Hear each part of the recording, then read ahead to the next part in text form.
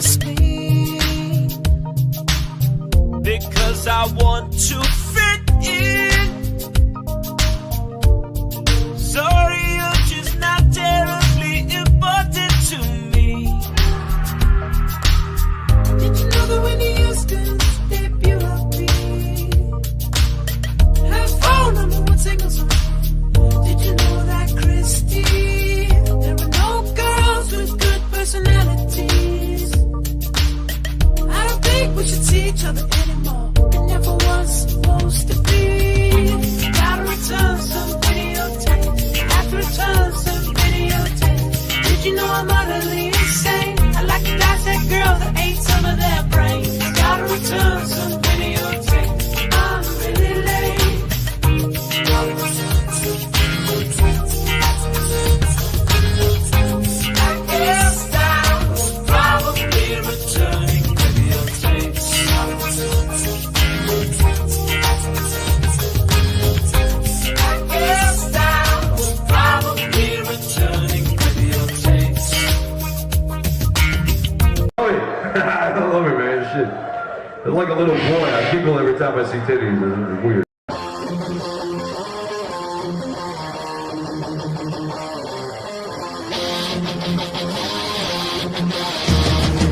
One, two, three, four, America! Again! Coming again to save the motherfucking day, America! Again! Freedom is the only way! Terrorist, your game is true! Now you have to answer to America! Again! So lick my butt and circle my home, America! Again! What you gonna do when they come for you? It's a dream we all share. It's a hope for tomorrow.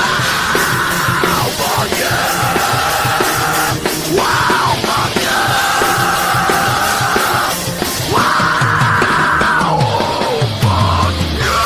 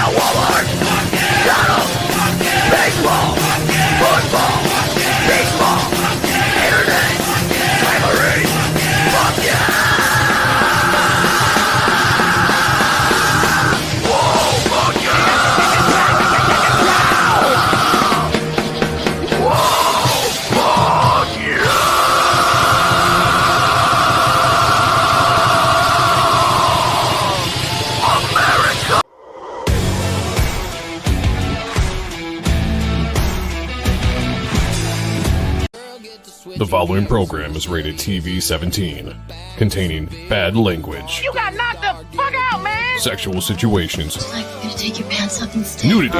Sure. And graphic depictions of nut-crunching dick kicks. Oh, I just had to kick in the diddly again. Parental discretion is advised.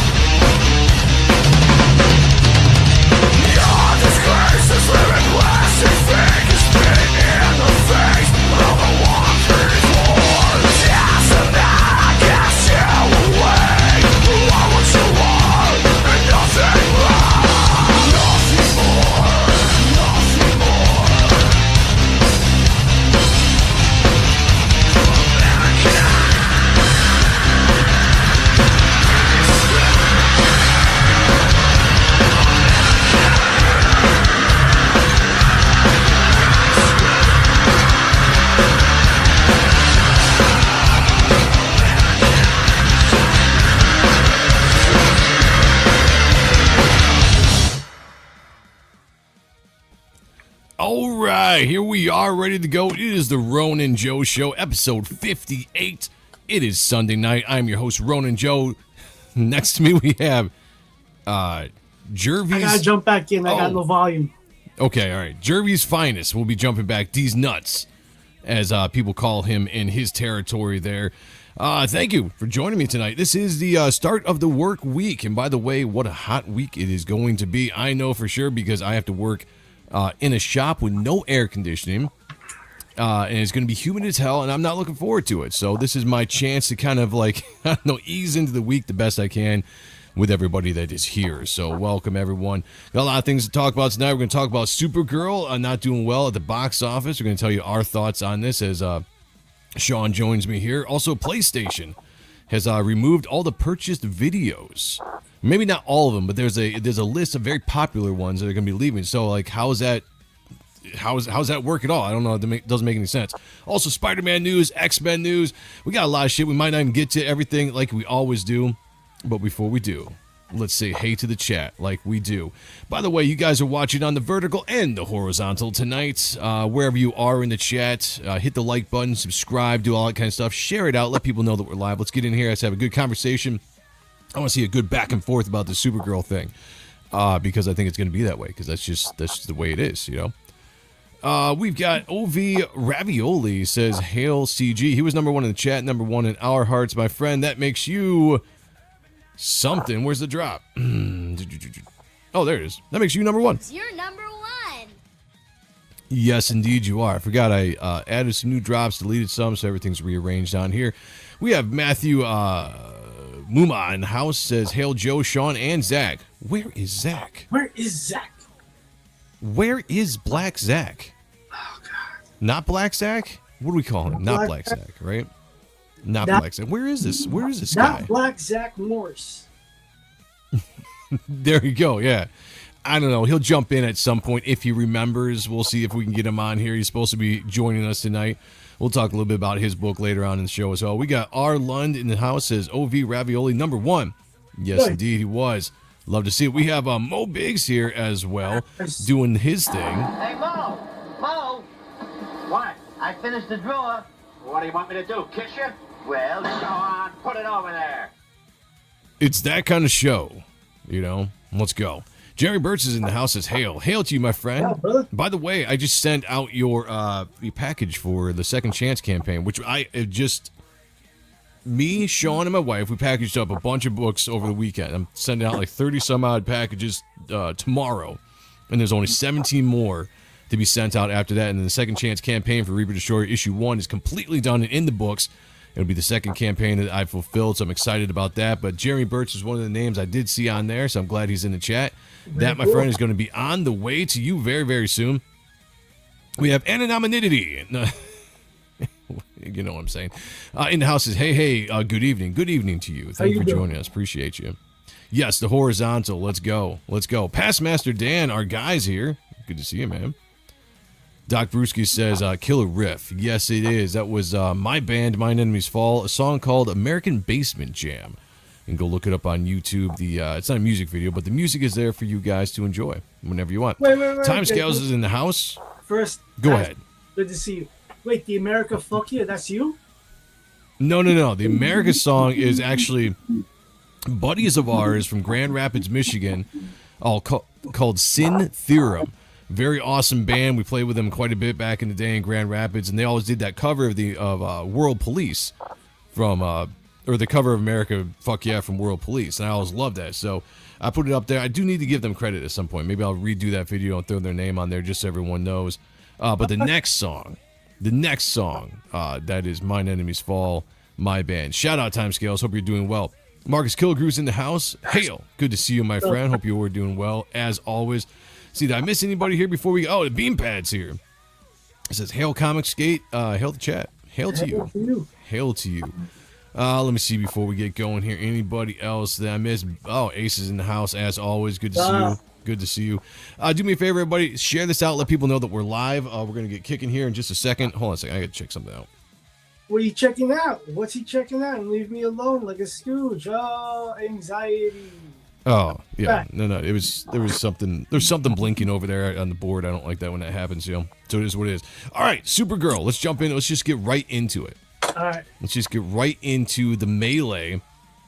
And I'm sure there's going to be people in here that's going to jump in and throw the wet blanket and everything. I'm interested in having this conversation because here's my opinion on these big blockbuster movies. We know that He-Man, that just crossed over $100 million not too long ago worldwide after being in the theater for 4 weeks. Just crossed $100 million. Supergirl comes out. I think it's only like at $68 million worldwide right now with $38 million domestically. Just huge bad numbers. Huge bad numbers for the theater. Are people just kind of tired of this stuff? Are they tired of the theater? Are they tired of big blockbuster movies? Is it superhero movies? What's going on? We're going to give our thoughts here on Supergirl, but Sean and I talk about this all the time. We live in the streaming age. This is like the streaming has taken up so much, and I knew this as soon as we started doing heavy streaming during COVID in 2020, that it was going to lead to hurting the theaters at some point. Now, you can say what you want about Supergirl or Masters of the Universe or whatever about why these movies are failing, but I do believe that the streaming has something to do with it, because these movies stay in the theater for such a finite amount of time now. Like back when we were kids, I feel like they were in the theater for like 6 months. Yeah, because it felt like it took VHS about 6 months to a year on some cases. Yeah, almost to a year sometimes. Yeah, to get to rental or purchase. Yeah. And so that was a long period of time. It could get its legs. I mean, you look at a movie like Halloween that was like basically a bust right out of the gate for, I want to say, for weeks before it started catching some legs and all of a sudden blew up and became the biggest movie in America for a second back in the 70s. Yeah. You don't get that luxury anymore because you're in the theater for a few months and then you go straight to streaming because it is a streaming economy that we live in. I saw this post by Rob from Comics Explained that was commenting on this post from Culture Crave. The Culture Crave post says Supergirl opens with $68 million at the box office. Domestic opening was lower than The Flash, Morbius, and The Marvels. Production budget was $170 million altogether on this movie. Now, the reason why I brought this up because he's kind of like just speaking what I'm thinking here. He says, Rob says, makes sense. Go ahead. No, I was just gonna say, like, we said this exact same shit, but go and read so I can sit here. Yeah. He says, makes sense. One, most non-comic readers see Supergirl as a Superman with boobs, and we just got a Superman movie not too long ago. So folks are broke, number two, and more discerning on what they spend their money on. I think this means a lot of people are ambivalent, big words, and will just wait for the streaming. This is my complaint all along. When we look at the theater this year, there's a lot of competition this year. I think we went over like 10 solid movies a few months back, what was coming out this year. And it's like, man, when there's that many big movies, you're going to say, like, I'm going to see a handful of these in the theaters, and the rest of them I'm going to watch on streaming. Last year wasn't like this. Last year wasn't a lot of big movies. We still saw movies struggle. Fantastic Four struggled. Even Superman struggled, I think, barely getting over $500 million at the time. I don't even know if Fantastic Four got to $500 million. Jurassic Park, I think, did pretty good, or the newest Jurassic Park movie last year, I think, did fairly. I think it beat them all. I think it got like $800 million or something like that. Yeah, regardless of how that movie can get, because the one where with the clone, like, that was pretty crappy. Like, that's a proven franchise that still brings in the seats and the numbers. Oh, yeah, that's for sure. Doc Brewski says, I'm tired of Marvel humor. I'm tired of not even close to comic accurate shit. Yeah, there's that too. Superman's ugly cousin. Sean's been drinking some of tea, I guess. Wait, Sean been drinking some kind of tea, I guess. What does that mean? Timescales. Oh. It says boobs, though. Hashtag boobs. I like that. If you're going to give me Supergirl, she better be hot. And I get that. But here's the thing. We look at these movies and we're like, oh, we got like 10 movies or something coming out this year. Realistically, when it takes, $30 to $50, depending on how big your family are. Whether it's just the two of you, like you and a date, or you and an entire family, it's a lot of money to go to the theaters. Concession stands are a lot of money on top of that. It's a lot of money spending. In fact, I want to say I spent damn near $100 over the last 2 weeks going and seeing Toy Story 5 last week, and then Supergirl this week. And now it's just like, man, how do you justify that just to go see movies when I can wait a couple months to go see this on streaming in the comfort of my own home? Like, that, I think, is what a lot of people are going through right now when you're weighing, what do I see in the theater and what do I just wait until it gets to streaming? Which is why I've also said, same thing here with Sean, is that you're going to have to start taking in consideration not just the box office, but what are the streaming deals? What are these studios getting from the streaming services, whether they're buying the exclusives to have them for the renting or the purchasing or all that kind of stuff before it hits like Disney Plus or HBO Max or wherever. What are you making off of that?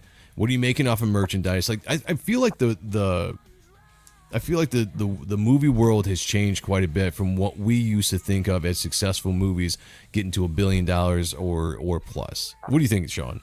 Can I just say, can we talk Yes, about you can. Who's making like the marketing decisions of some of the trinkets that you're able to purchase at the theaters these days? There's some interesting decisions. The Supergirl cup. Let me see if I can find a picture of the Supergirl cup. Like, yeah, go ahead. It looks like a fleshlight, but or an uncircumcised penis. And then they got Spiderman. Oh yeah. One with the web, and that just looks like. Okay, like here. my favorite thing to do, but it's a little wild. Like you think like they're jonesing us.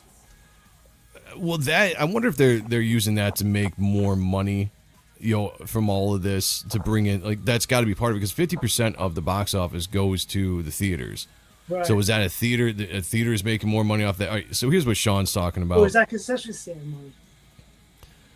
Right, or is it I'm not sure, but here's what Sean's talking about. So this is the Supergirl cup. Let me see if okay, here we go. So this is the custom cup which I did not actually see at my theater. No. I didn't see this anywhere, which was interesting. But this came out, and it's just is that the only picture? Oh, there we go. So you turn it around, and it's like, wow, that's a penis. Yeah. that's Look, there's veins in there and everything. It's all veiny and stuff. It's like, who's making the decisions on this? That logo is kind of cool. That's cool. That's not bad. That's not bad. I don't know what these are for. Yeah, I don't know. But yeah, I mean, like, when you're talking about popcorn buckets and all this kind of stuff, and you get this Supergirl custom, he's like, yeah, I get it, got the trench coat and everything, but you turn it around and it's like, who designed this? There's got to be an editor somewhere standing like, look, guys, that looks like a penis. We can't do that. We can't put that out there.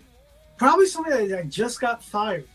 This is like a Little Princess, the Little Mermaid cover all over again. Oh yeah, with the dick in the background. Yeah. Let me see if I can find the Spider-Man popcorn bucket. Here we go. Spider-Man. Nope, that's not it. Because most of the shit's been cool so far. Like there was an Optimus Prime. Oh, here we go. Transformers, I think. The He-Man one was kind of cool, right? The sword, and then Battle Cat. Wasn't there like a gray skull or something? There might have been. I can't keep up with everything. All right, that site's not going to show me anything good. Let me see. All I want is a picture of this stuff to bring up and show you guys. Oh, and the Galactus popcorn bucket. I think that's probably top tier tits. I don't. Okay, here we go. I'll bring this up on Facebook, and then I'm gonna have to bring this down because my personal family chat is on Facebook, and it's like every time I bring up something on Facebook, it pops up like stuff that I'm like, They're okay. a bunch of gibber gabbers. Yeah, they talk all the time, and I love them. I love them to death, but they talk all the time. All right, here's the Spider-Man one, and I'm just like, this is another. I'm just like, who's coming up with this? This is like, all right, keep your popcorn and a bunch of spider spooge for the entire stream or the entire movie. Like, I'm gonna hold off. Yeah, I think I might skip that one. Yeah. I think I might skip that. Bassmaster Dan said, "Go ahead." No, I respectfully decline. Yeah. Bassmaster Dan said, "I heard 5 sucked. I actually like Toy Story 5. But then again, I'm partial to the Toy Story movies. And this is the thing with me. I take my daughter to the kids' movies. And if she likes it, I like it. If it's a wholesome movie, I'm fine with it. I'm not really judging kids' movies too much as long as it doesn't have like a bunch of like woke ideology or, you know, some kind of thing when it comes to the LGBTQ community, you know, jamming that down people's throats. Like that I'll have an issue with. But if it's just a kids' movie, I thought it was fine. It wasn't my favorite of the Toy Story series, but it was a good installment. Marcus Kilgrew said Supergirl didn't have to be super hot, just had to be pretty and cute. Millie Alcock or Miley Alcock, whatever her name is neither. I don't know, guys. I'm not so hard on her look. I think she's cute. I think she's fine. I think Penis cup, I'd fuck it. Me too. Go ahead. I think she grew into her face, like, because I've been saying she has down eyes. But that's because of the Dragon show. She looked a little, you know, but she grew into her face. I thought she was fine. Is she the most attractive woman in the world? No.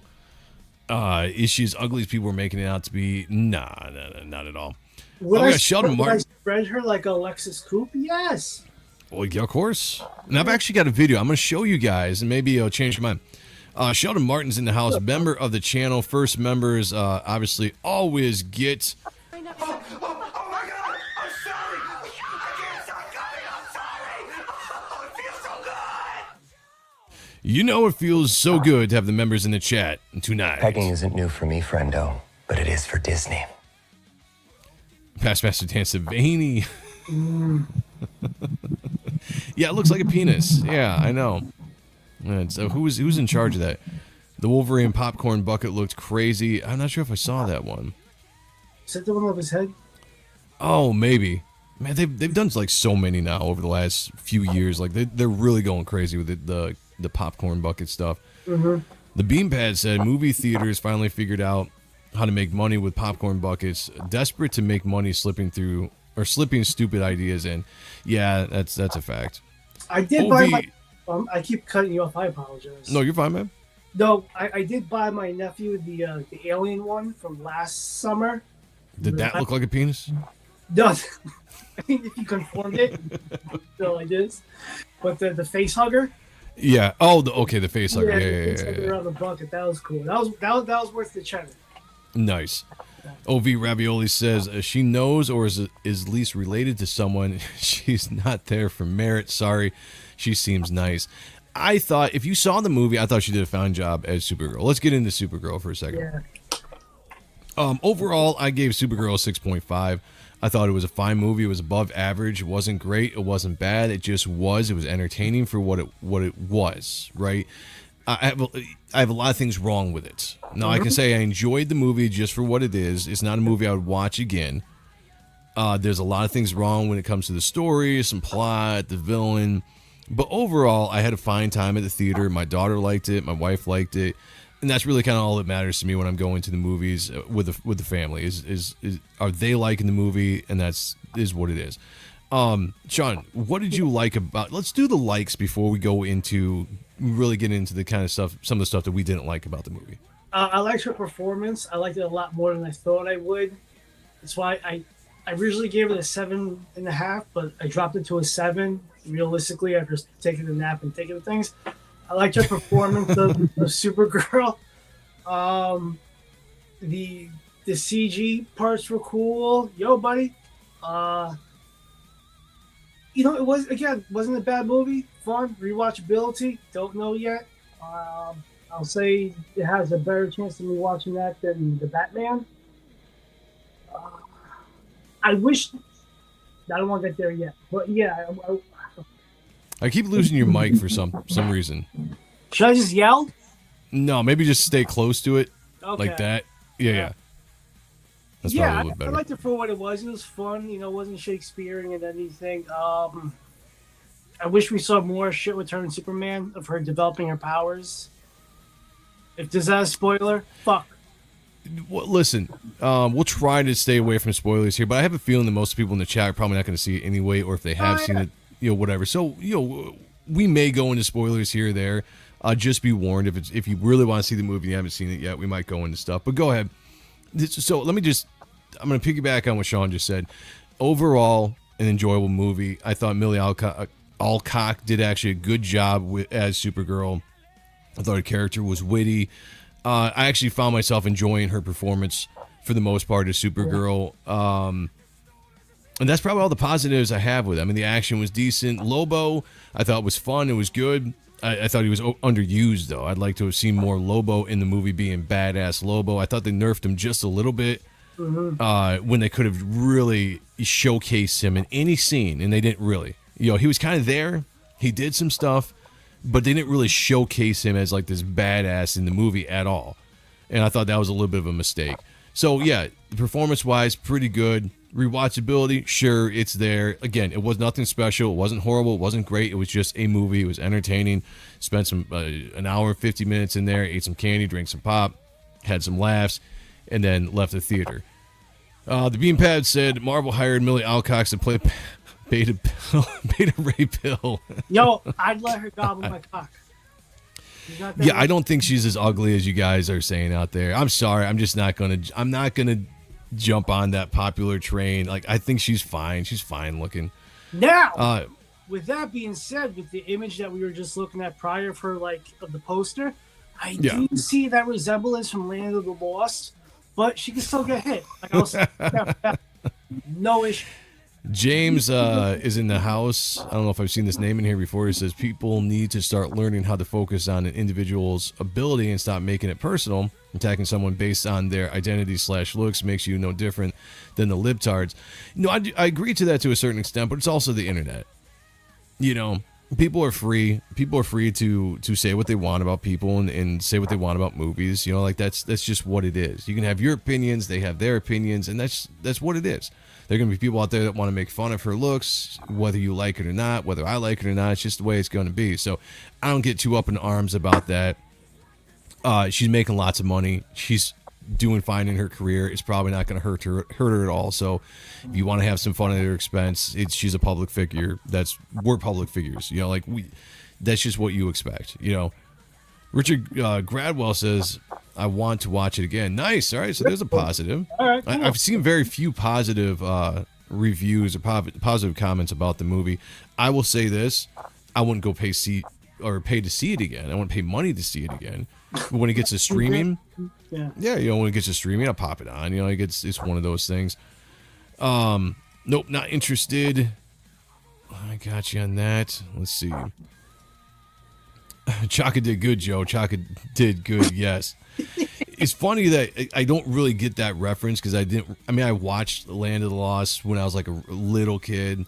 I have vague memories of it, but I don't know the characters very well. So the only reason why I know that line is because I'm assuming you're talking about that character. And I'm assuming that that's something that the character says. Beyond that, that doesn't resonate with me. The TV Lobo was pretty good. Yeah. Which one though? Was from Krypton. Didn't they do a WB one too though? Of Lobo? I don't remember if it was in Smallville or not. But that was pretty good. That Lobo and especially the Brainiac. Dope. OV Ravioli says Sleep in the Van film. Yeah, it's kind of like a background movie. I would put Supergirl on in the background when I'd draw or something. It's not a movie where I'd sit down and want to be like, oh, I really want to go over this, because there's a lot of problems with the story. There's problems with the plot. There's a lot of things all right, let's just get into some of that negative stuff. Maybe not negative. It's just critiques of the movie. The biggest thing I had a problem with is the villain was very lackluster. Yeah. It was a horrible villain for the movie, and I know it's based on the was it Tom King? I said Hickman, but I think it's Tom King's run, which I never read, but apparently John Malin says it was a good run, I guess. But I guess there's a villain in there that it's based on, but it's just, there's nothing about the villain that is compelling. There's nothing about the villain that has any kind of stakes in the matter. Like, you're never really worried about him doing anything. He's just there. I kind of forgot about him, to be honest with you.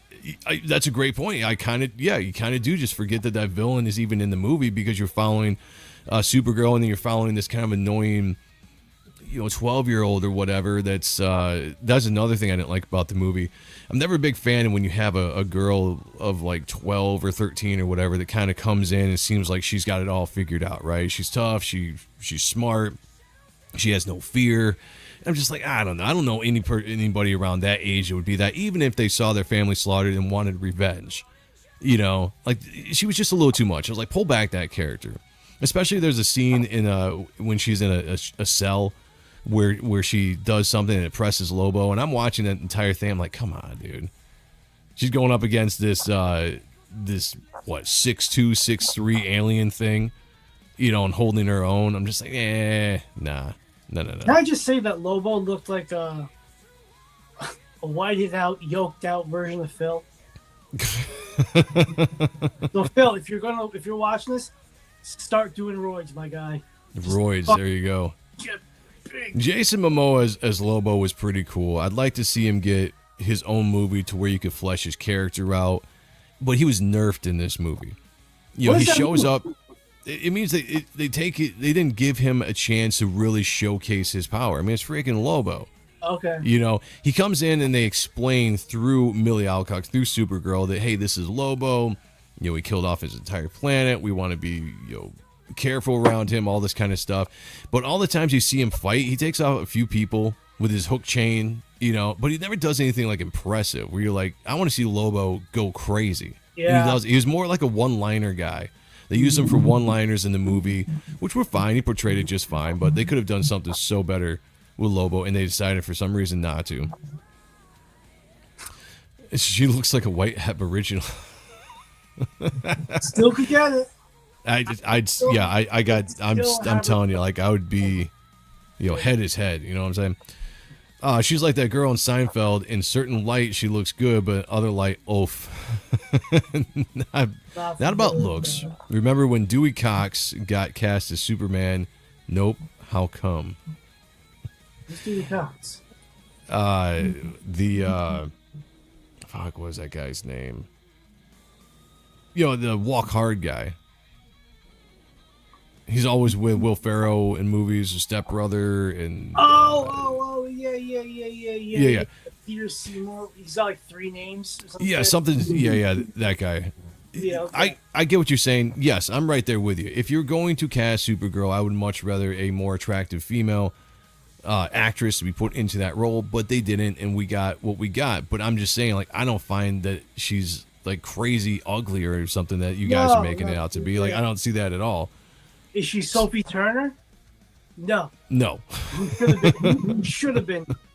On a pecking order, where is she going to fall? I don't know. Not at the top, but there's way uglier actresses. They could have cast a black chick. I mean, let's think about what we're complaining about here. Or a dude as a chick.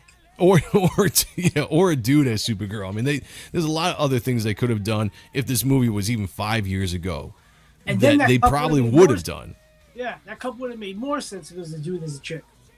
Yeah. Joseph Fantal, whatever, is in the house as some might want to do a hot chaka. Hey, some people are freaky. You know what I'm saying? Take it. Look, I'm doing the work. I think her better looks were reshoots. That could be. All right. That could be.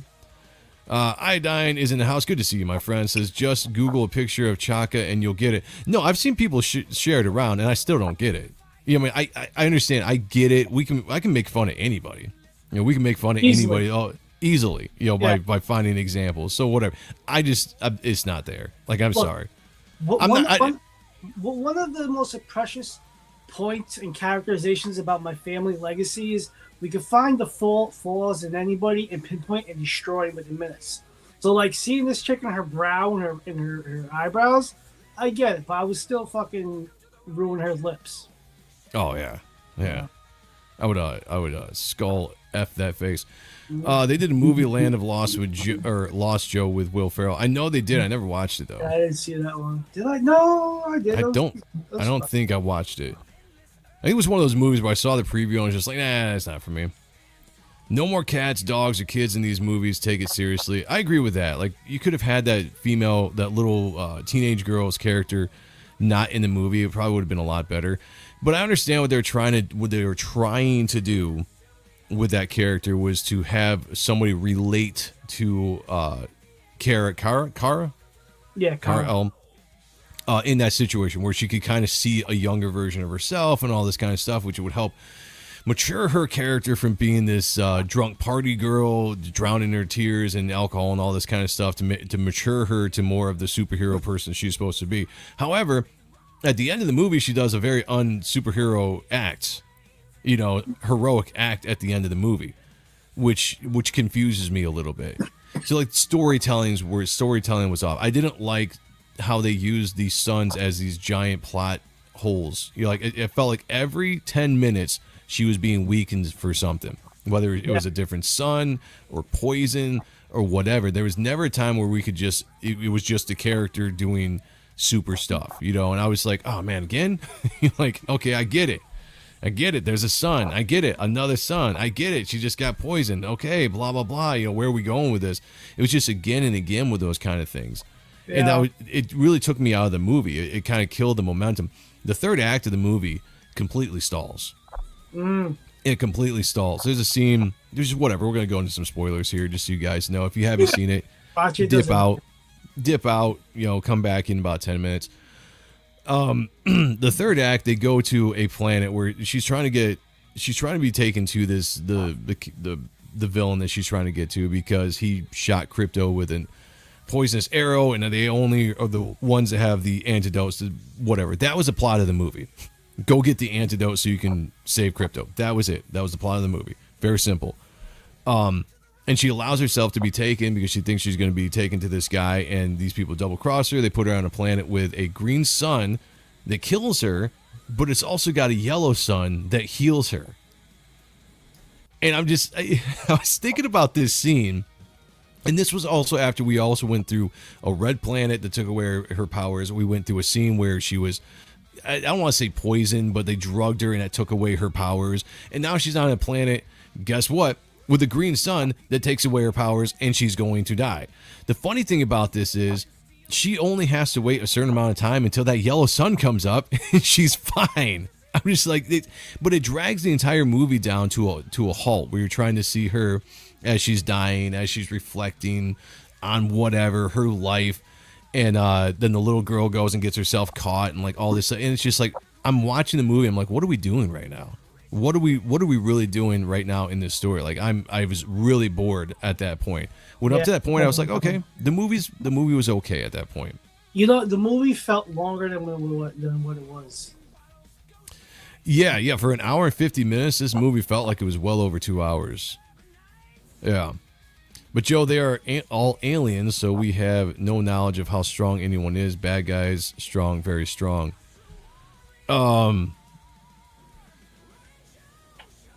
Sure, I guess. Yeah, point.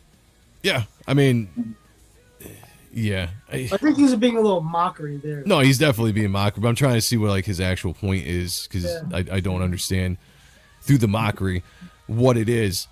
The villain was a strong villain, it's a powerful villain. They don't really explain why, but it was, but the villain wasn't, if you're going to make give me a more well-known villain, something that you're going to really, something that you're going to have some attachment to. Yeah. This was just a dude with pins in his face, speaking with a Russian accent, doing atypical villain stuff. That's all it was. James Gunn's, version of Yondu's crew from Guardians of the Galaxy. That's a good point. That's a good point. John C. Reilly, thank you. Yes. Thank you. Yeah, that guy. I think they didn't want Lobo to steal the focus away from that. That's 100%, Richard. You could tell. Like I said, they nerfed the character. They didn't want him to be too powerful. They didn't want to prop him up too much. In fact, he spent most of the time just sitting and doing nothing. And just kind of commenting on like, what was it? Like that chick was out for revenge, and he's just like, revenge is overrated. I'm all about the money. I only kill for money. Didn't care about anything except for the bounty that he was looking for. And I don't know. It was fine, but they could have done something way better than they did with Lobo. But I still hope they do a Lobo movie because I think that would have potential to be pretty good. Her face bothered me since Game of Thrones. That's the same thing Sean just said.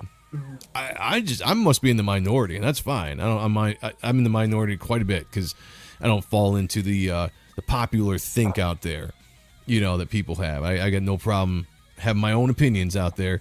I don't think she looks bad at all. I'll smash it hard. Yeah, there you go. John Goodman should play Captain America then. Ugh. He's lost weight. He actually has lost some weight. Good for him. Looking a lot healthier. Okay, hear me out. Millie Alcock, I'd smash. There you go. Yeah. See? Approved. Greetings from Raleigh, North Carolina. K.O. Joe. Good to see you. And Anubis. Why can't I say that today? Anubis. I'll just say that. Anubis. I don't know, whatever. Says, hey, what's up, Joe? Hello, Sean. Could you do just a quick resume how you guys think of the movie? Oh, yeah. I just watched Angry Joe only because of how false his opinion doesn't make sense. I don't even know what that means, man. But yes, I will tell you. I will tell you exactly what my opinions are. It's the teeth, Joe, not so much her face. She looks like a young James Hetfield. You know what the funny thing is? I've seen a lot of people in my life that have unfortunately have had messed up teeth here or there that maybe they can get fixed, maybe they can't. I don't know. I guess I'm just indifferent to it. Like teeth or whatever. Like it's whatever. I don't really care so much. Teeth is what I'm saying. There you go. Ever had a gum job out there? I'm just saying. Skeleton Comics is in the house. Says Hail Comics Gate. Hail to you. Hail to you. Hope you're doing well. We got a guest in the back finally joining us here. I don't know if you've seen Supergirl or not, but we're going to bring him into the conversation. What's going on, Zach? How you doing, man? What's up, man? How you doing?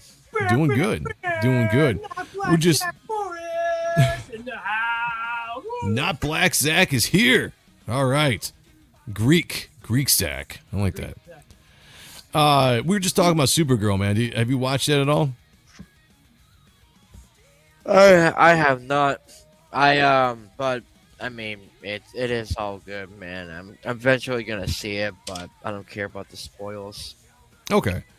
Well, you're saving some money. I'll just say that it's not doing very well at the box office. I think it's above average movie. It was fine. It was nothing special, but I understand why probably it's not getting a lot of attention right now in the box office, and it's going up against Toy Story 5, which is absolutely killing it. It's on track to make $1.5 billion, I think. I think it's already made like $580 million in 2 weeks at the box office. So that movie is absolutely a juggernaut right now. So Supergirl came in second place, only earning $39 million in the domestic box office and $68 million or something like that altogether worldwide over its opening weekend.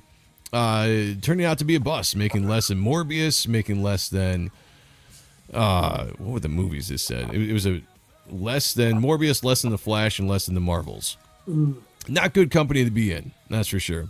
Yeah, but who picks I mean, if you ask me, I think it has nothing to do with the character, but everything to do with the pacing of it. Like, right, we just had Superman just not that long ago.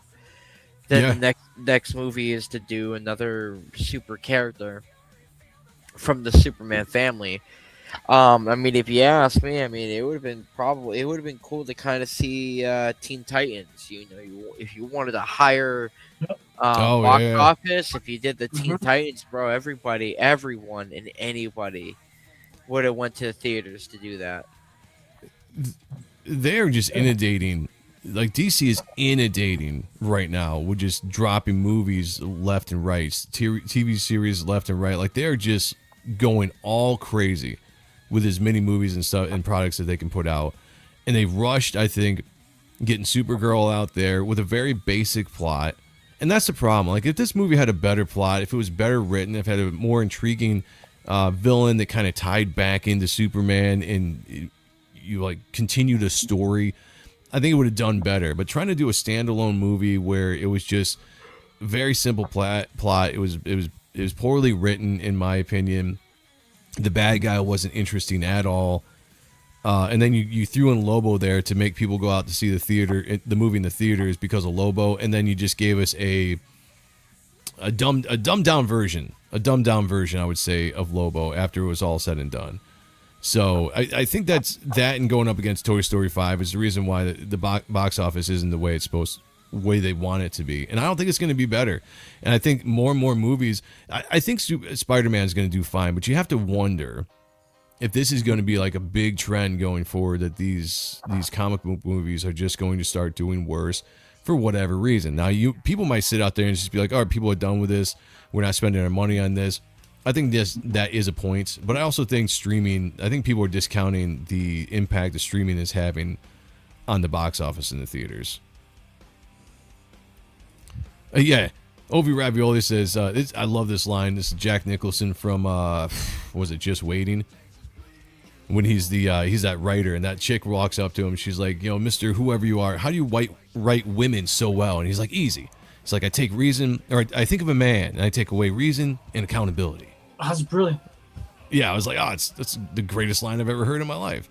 I mean, if you honestly, dude, if you're really talking about like something that would be like, they'll make DC a lot of money, it'll kick off like without a bat, would be the absolute Batman cartoon that they just announced. I mean, I'm interested to see what that's going to be. It's going to be an all CGI or all CG show.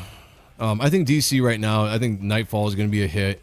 Absolute Batman, I think, will be good because it's a popular book, and I think it's going to attract younger readers into that. So we'll see. I don't know. I think DC has a chance with these movies, but so far, I think this is a speed bump in what they're trying to do. And Hopi Ravioli says Dirk Diggler had a better story arc. He actually did. Like that's the fun. It's the story in Supergirl it's very simple. It's basically just a plot device to have her go on to some kind of adventure so you can kind of see her mature. And she does mature to a point throughout the movie, but not to the point where I thought they were going to. When I sat here weeks ago, I was like, guys, this is what they're going to do. They're going to have Supergirl be down in the dumps. She's going to be drunk. She's going to just be a mess. And at the end of the movie, they're going to have her get to the place where she is going to be that superhero that Clark wants her to be. She's going to be that virtuous superhero that we all want her to be, and that's going to be her story arc. That's not what happened. They kind of tried to do that, but that's still not what happened. When spoilers, this whole movie, she's telling this little girl about the dangers of revenge, and it's a good message, and you hear it. It's a tropey message. You hear it in movies all the time. Like, if you go through and you kill this person, it will haunt you for the rest of your life. Blah blah blah. You're so young. This or that. Don't let your soul get darkened. And she gives this speech to this little girl at the end of the movie, and the little girl decides to take the high road and not go down that path, not to kill the person that just slaughtered her family a week ago or whatever it was. And then Supergirl, after sending her away, takes a sword and kills the dude. And she's like, this is for my dog. So she kills him over Crypto, and then she she stabs him a second time, and she's like, this is for what you did to that little girl. And I'm watching that, and I'm like, okay, if this was a different movie, if this was an action film or like a John McClane character or something like that, you would understand that. I'm like, okay, good. But Supergirl, you supposedly just went through this whole arc, and you kind of came up to like being a hero, and then you kind of throw that away by killing the villain, in cold blood like that. Did you catch that all, Sean? Like that was I was watching that, I was like, like whatever, like it is what it is, but like it was kind of confusing. And then she goes home to Clark, and she's like, I'm almost like essentially I'm ready to be by your side and be this hero. Yeah. Well, when you just said like this is for my dog, I thought it was for DMX. I'm like, yo. No? Oh, that's right. Joe doesn't listen to hip hop. Dude, I don't. Yeah, I was just saying like I don't listen to that music, so that's lost on me, dude. Sorry. Yeah, so okay, since we're gonna do spoilers, fuck it. I wish there was. Yeah, we'll do some spoilers. They only has a few scenes of her and Clark interacting, like when she gets to Earth, in Metropolis, like maybe 30 seconds worth. But I wish they showed her on her journey, gaining her powers, going through the process, messing up, triumphing over that. Fucking up as a teenage girl. Mm-hmm. And coming to grips that her baby cousin's older looking than her now. So she's got that weird complexity of being an adult child. So per se. But yeah. I wish they just showed more of that connection for her and Clark. Yeah, they dropped the ball on that because they really could have. Sean and I were talking, like, you could have done like a 5-minute sequence, and just, because she kept throughout the movie talking about like her home wasn't on Earth, she really had no home anywhere, but we never saw the reason why. We just saw her like kind of arrive on Earth, and she has like one small scene where she's dealing with the super hearing of everything and trying to drown that out with music, which is why they're trying to relate to why she's always constantly listening to music. But they could have had a scene where they showed some kind of montage of why she wasn't fitting into Earth. Going through and struggling with the ways of Earth compared to the ways of Krypton and whatever the bubble planet was that they escaped to that they were calling. You could have done that. You could have seen her struggling with her powers, struggling with why she was doing what she was doing, and then being so frustrated that she had to leave planet and go, drown her sorrows. And you could have set that up. And they didn't. They did it. They dropped the ball on that. That would have been a great story plot to really see that, to give some more depth to the character and what the character was going through. And unfortunately, we just got a little snippet of it, and it was back to the current days. And Perth Comics dropped the ball on was not tying it into the new Superman movie we're getting next summer. Like, they could have just Brainiac, like her planet. That could have been Kandor for all I fucking knew. But they could have put Brainiac technology just to kind of open the doors to him for next summer. We're like, oh shit, that's that guy. They could have hinted to that, more impactful. So that's what I'm saying. They could have connected it very well, and they didn't. Hold on a second, Zach. Let me just. Perth Comics is in the house. Says Lobo written by a chick will never be right. I agree. Go ahead, Zach. You said a bubble thing. Yeah. Was it a city? Was it a city in a bottle or some shit? No, it wasn't. No. It's Krypton. It's a part of Krypton that kind of got blown off. That her father adjusted. That made like a safe space bubble, so they could continue to survive in space. Yeah, her father. Really? Yeah, Jor-El's brother, I think, is how this origin was, and I can't remember the original origin of Supergirl, to be honest with you. But in the movie, Jor-El's brother was trying to save the planet, but he had some kind of force field that kills a bunch of people. By the way, did you notice that, Sean? Yeah. When he's like, I gotta get the force field on, he hits the force field, and you get this giant dome. Comes around this part of the city, but it's dropping and it's just crushing people and destroying buildings as it's creating its own little dome, and then it lifts off from Krypton, and Krypton just blows up, and then for 8 years they float around space in basically this globe, that gives them cancer. That gives them cancer and eventually just kills everybody. Is it called Kandor? Yes. Yeah. Yes, so it was. That's supposed to be the bottle city of Kandor, basically. Right. Where in Superman's Fortress of Solitude, there's a city that is in like a globe-like, ornament type of thing. But that's due to it's a legit city. Yeah. Like Brainiac has definitely like tried to attack it. Like maybe that's what it was. It's a goal. It's basically like an ancient city, that was on the verge of extinct if they die, but they live within that ecosystem of a bubble. So I'm thinking, I thought, if it was called Kandor, then there you go. There's the relation. Right. Art of Royce is also going up against the Minions movie. Did Minions come out? I know Toy Story 5 came out, which is crushing everybody in the box office. Yeah. I mean, that's not even close. Yeah. But I think, again, like there's a lot of factors in play here. The fact that it's going up against a very popular series, it's getting its ass kicked. Masters of the Universe, same thing, was going up against two very popular horror movies that had really caught on. Lots of competition, man. Competition is going to win out. And people have decided they like the more original content or family content over these big blockbuster movies right now. And the blockbuster movies are absolutely suffering. And Supergirl is right up there with them. Our guy Rick Saylor's in the house, member of the channel. Always good to see you here, my friend. Here you go. The common thread in all of my failed schemes is human stupidity. People are just too stupid to accept me as their leader.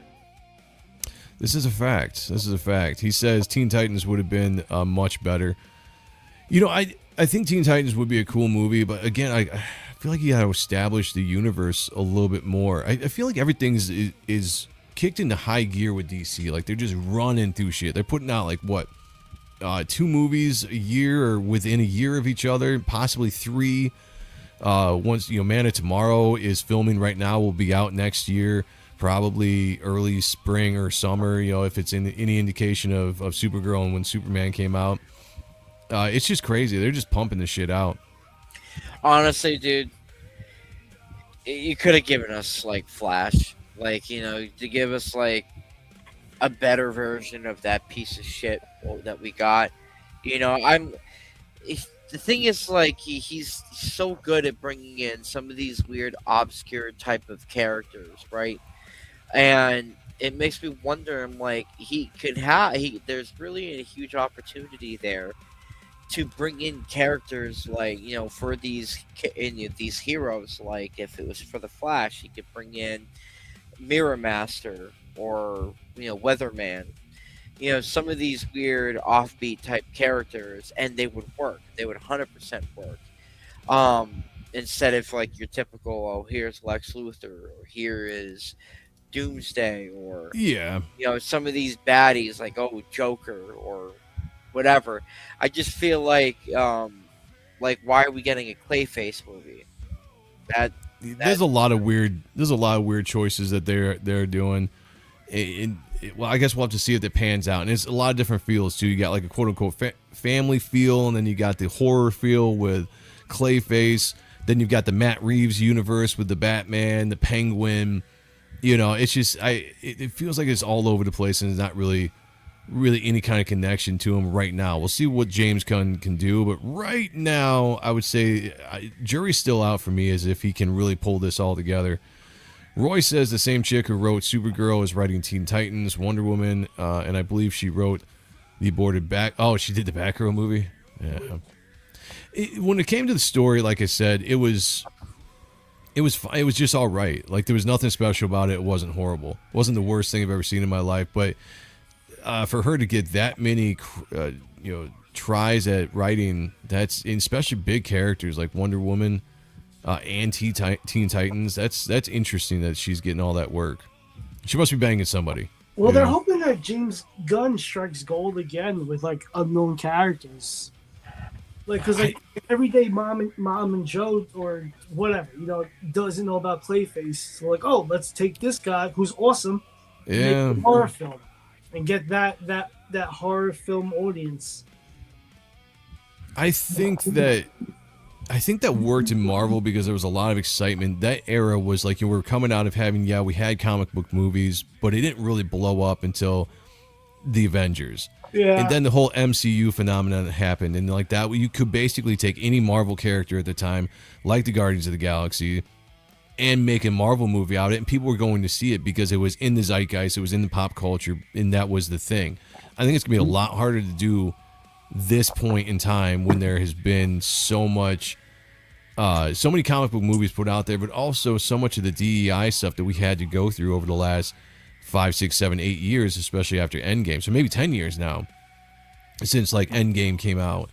And I think it's going to be a lot harder. Like, people are not as apt to go out and just see a movie because it's a comic book character anymore. That craze, that phase is kind of dying off. So now you actually really need to produce good movies.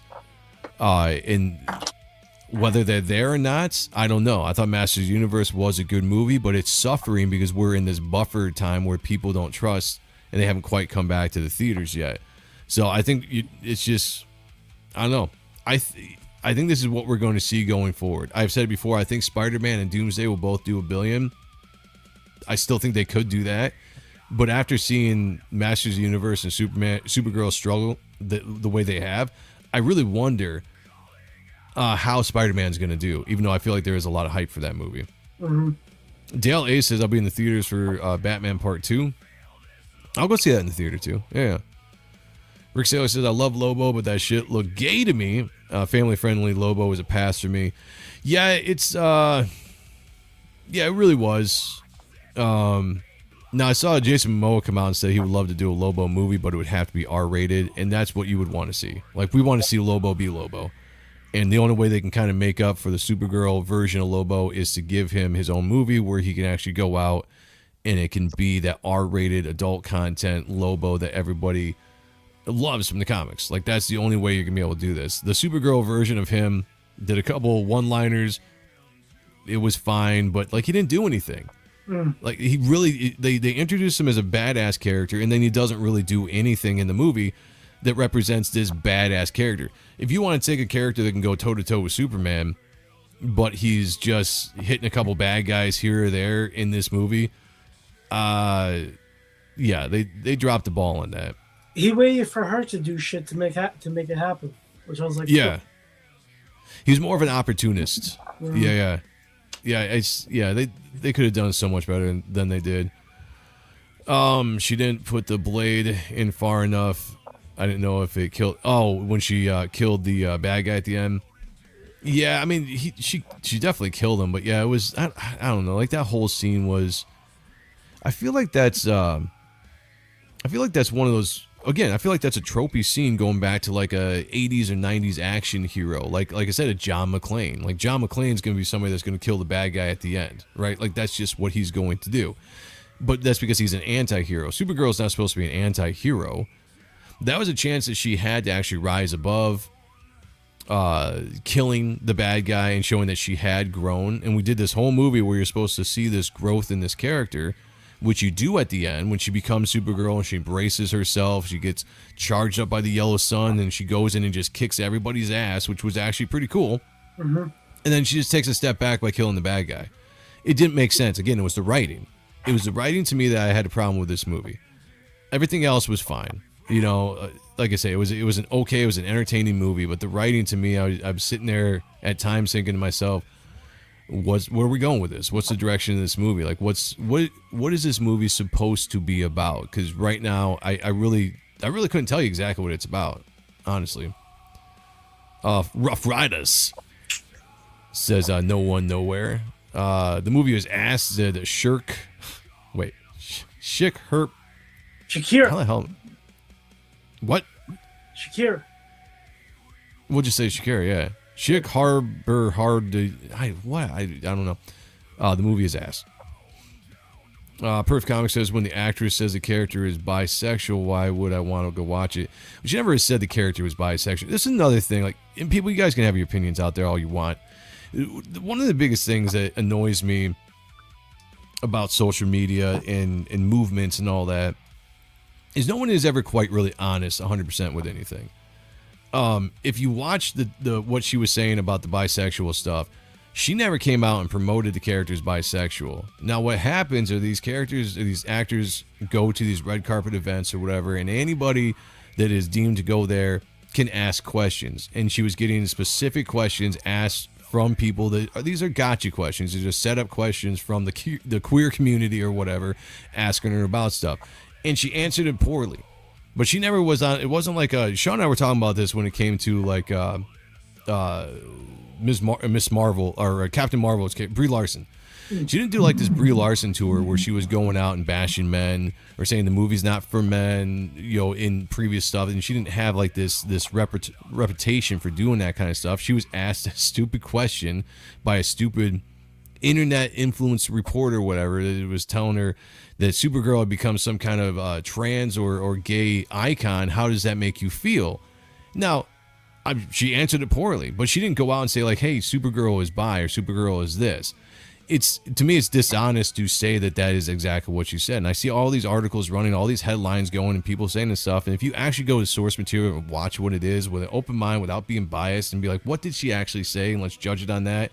She was asked a question. She answered it poorly. She didn't go out there and say, hey, everybody, Supergirl is bi. This is made for bi people, down with the patriarchy or any of that kind of stuff.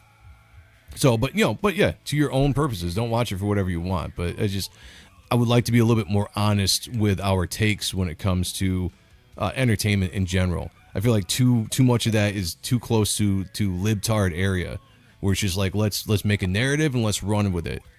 I don't want to fall into that. Sorry. The action was terrible.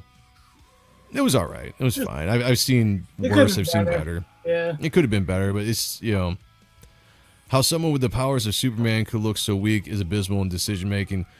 Too many sons. Well, again, that was the plot armor, if that's what you want to call it, but that was the plot points of the movie that I hated. Yeah, I get that she's going to Red Suns where she doesn't have her powers or this or that, but it was just like, because you have such a powerful character, you got to find a way to bring that character down. Same thing with Superman. James Gunn depowered Superman in the Superman movie because apparently it's hard to tell a story with the most powerful character. Be more creative and figure out a way to do it. In Superman, Jeff Loeb on that shit. He could do it. In Superman, he was beat up in the beginning of the movie. He got a little bit of sun to get rejuvenated, and he was back into the fight, not full power, like 75%. So at the rest of the movie, he's 75% Superman, which he's a very weak Superman. They did the kind of same thing with Supergirl. I'm like, look, you're giving him the powers of essentially of like godlike powers. Figure out a way to tell a cool story with that character. Yeah. You don't have to nerf him. You don't have to make him weak all the time. Yeah, I didn't like that at all. Yeah. Also, none of the jokes landed at all. I chuckled once during the whole film. The script was ass. I actually laughed quite a bit. I thought Millie Alcock, I thought some of her wit did land pretty well. Again, I'm going to be honest with you guys, and you can have your opinions, and it's completely fine. It doesn't bother me at all that we're on opposite ends of the spectrum when it comes to some opinions. When I go into these movies, I'm not going in with a biased take to be like, oh, I'm going to hate this movie. I'm going to try to find everything wrong with it so then I can be like, oh, this was this. I didn't like it because of this. I really go into these movies with a completely open mind, no expectations, and let the movie tell me what it is. And when I walk out of a movie, and I'm not going in there for any agenda of the culture war or anything like that, I walk out exactly how it made me feel. I was like, this was an above average movie with lots of flaws. Lots of flaws, bad villain, plot holes, but it was fine. I didn't hate it. I didn't love it. It was just what it was, and that's my reporting on it. They could have done an opening sequence where she says goodbye to Clark and switch to her partying like a hoe on vacation. Yeah, they could have done that. Yep, I agree with you. There's a lot of things they could have done that they didn't do that they should have. Change it to so. Probably would be queer is close enough. Dude, I get it. If that bothers you, by all the means, be bothered by it. I got no problem with it. I just look at if somebody asks a question to someone that is just entrenched in the Hollywood speak, think about it from her position. And this is playing devil's advocate here. This is such a gotcha question because cancel culture does absolutely exist within that community, that if she didn't answer it that way, then she would have been absolutely destroyed by her own people. And so there's this fear factor. Now, whether you respect it or not, I don't respect it, but that's what it is. It was answered poorly because it was a horrible question, because people let those people ask those kind of questions. If it was Denzel Washington, he would answer it a completely different way. It would have been like, yeah, hell yeah, go Denzel. You do your thing. You put him in your place. But she's a freaking young actress and tried to appease everybody and said something stupid, and it ruffled a lot of people's feathers. It really didn't bother me. I could care less. Sean Martin says an Asian city of Krypton. No, Brainiac shrunk down Kandor City. This was Argos. Oh, this was Argos? I can't. Okay. It made no sense. I didn't even pay attention to what it was. Any rejecting Kal-El's harem scene? Oh, no, actually, there was a scene. What was the scene? Like when they were sending, when Krypton is failing, and Kara's parents are doing what they're doing. There's a scene where you look up and you see Kal-El, his ship being shot out, into the atmosphere, and I'm pretty sure that I because my daughter was making some. I think I was telling my daughter to be quiet because she was asking the questions and being loud. But I want to say, I turned back at the screen just enough to. I think the mother looked up and said something about Kal-El going out to become a conqueror, or something in that scene. Which was interesting about this movie. if they're setting this up to where Jor-El was sending out Kal-El to become a conqueror and to have a harem and all this kind of stuff, it was Kara's father that was the one instilling in her to be good. And even her dying mother was like, you know, be good, protect people, all this kind of, like, they were almost instilling the hero aspect of Superman into her character. You notice that, Sean? No.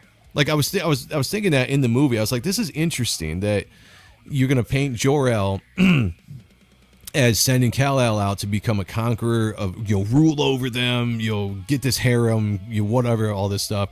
But it was Kara, his brother, that was telling his daughter to be the one that was like, you're going to go to Earth, you're going to have immense powers, protect people, be good, do all the, like, he was trying to instill that in her. And then she was the one that goes out and becomes like this drunk party girl, and Kal-El actually becomes like the hero. It was weird. Like, I didn't think that really lined up very well, very much. I didn't like that part. I recently watched Superman. It wasn't very good. Superman, I gave Superman, I think, a 7. 7.5 or something like that. I mean, it was, again, it wasn't horrible. It wasn't great. I liked Superman better the first time I watched it. When I went back a second time and watched it, I liked it a little bit less, because it wasn't as good the second time around when you knew everything that was coming. You know, could these movies be good? Could they continue to be better? Sure. Right now, I think he's kicking out, James Gunn, that is kicking out above average movies right now. And can he change that at some point? Hopefully we'll see. Is on him, and how much of that is on studio hands? Yeah, who knows? I mean, I'm sure there's a lot that is probably coming from the studio. I mean, a lot could probably be coming from him. I mean, every one of these movies has the James Gunn feel. Like you said, Supergirl is very much Guardians of the Galaxy. Yeah. It's got a Guardians of the Galaxy feel. It's got like a Star Wars kind of feel. I mean, there's so many scenes in this movie that are straight up Star Wars scenes. Like all of the like cantina scenes. Yeah. Star Wars. You know, like that's it's absolutely Star Wars when it comes to the characters, the designs of the characters. They even have a scene where there's a singing performer in one of the bars that stops and then starts singing again. It's they're absolutely trying to do. I thought she was a like Star Wars Skywalker, but that kind of knew her destiny already. Yeah. Joseph is in the house as demon character. I don't know if I saw a demon character in that one. The story was just True Grit. I mean, kind of, yeah. That's a good point. You know, it was kind of, yeah. I mean, it had the whole lone wolf and cub kind of aspect to it. You know, like an older person or an older character. So what is taking care of a younger character on quest for revenge because of this or that. It was not it was a very generic plot. You know, it was 100% very generic plot. Gen X Machine says Guardians of the Galaxy 1 was good. The other two not so much. 3 was unwatchable in my opinion. I thought 2. I like 2. I like 1 and 2. I like 2. 3. I couldn't get sad over the death of some animals. Yeah. I don't think it's. I don't think the impact of the animals is what James Gunn is thinking it is. Like even in this Supergirl movie, when Krypto gets shot by that dart, I'm like, I know Krypto's not going to die. So right off the bat, the whole plot of the movie of like, oh, let's go get the antidote so we can get back and save Krypto in 3 days. We got 3 days to do this. I'm like, all right, it's going to happen in 3 days, and then you're going to save the dog. There was no stakes, right?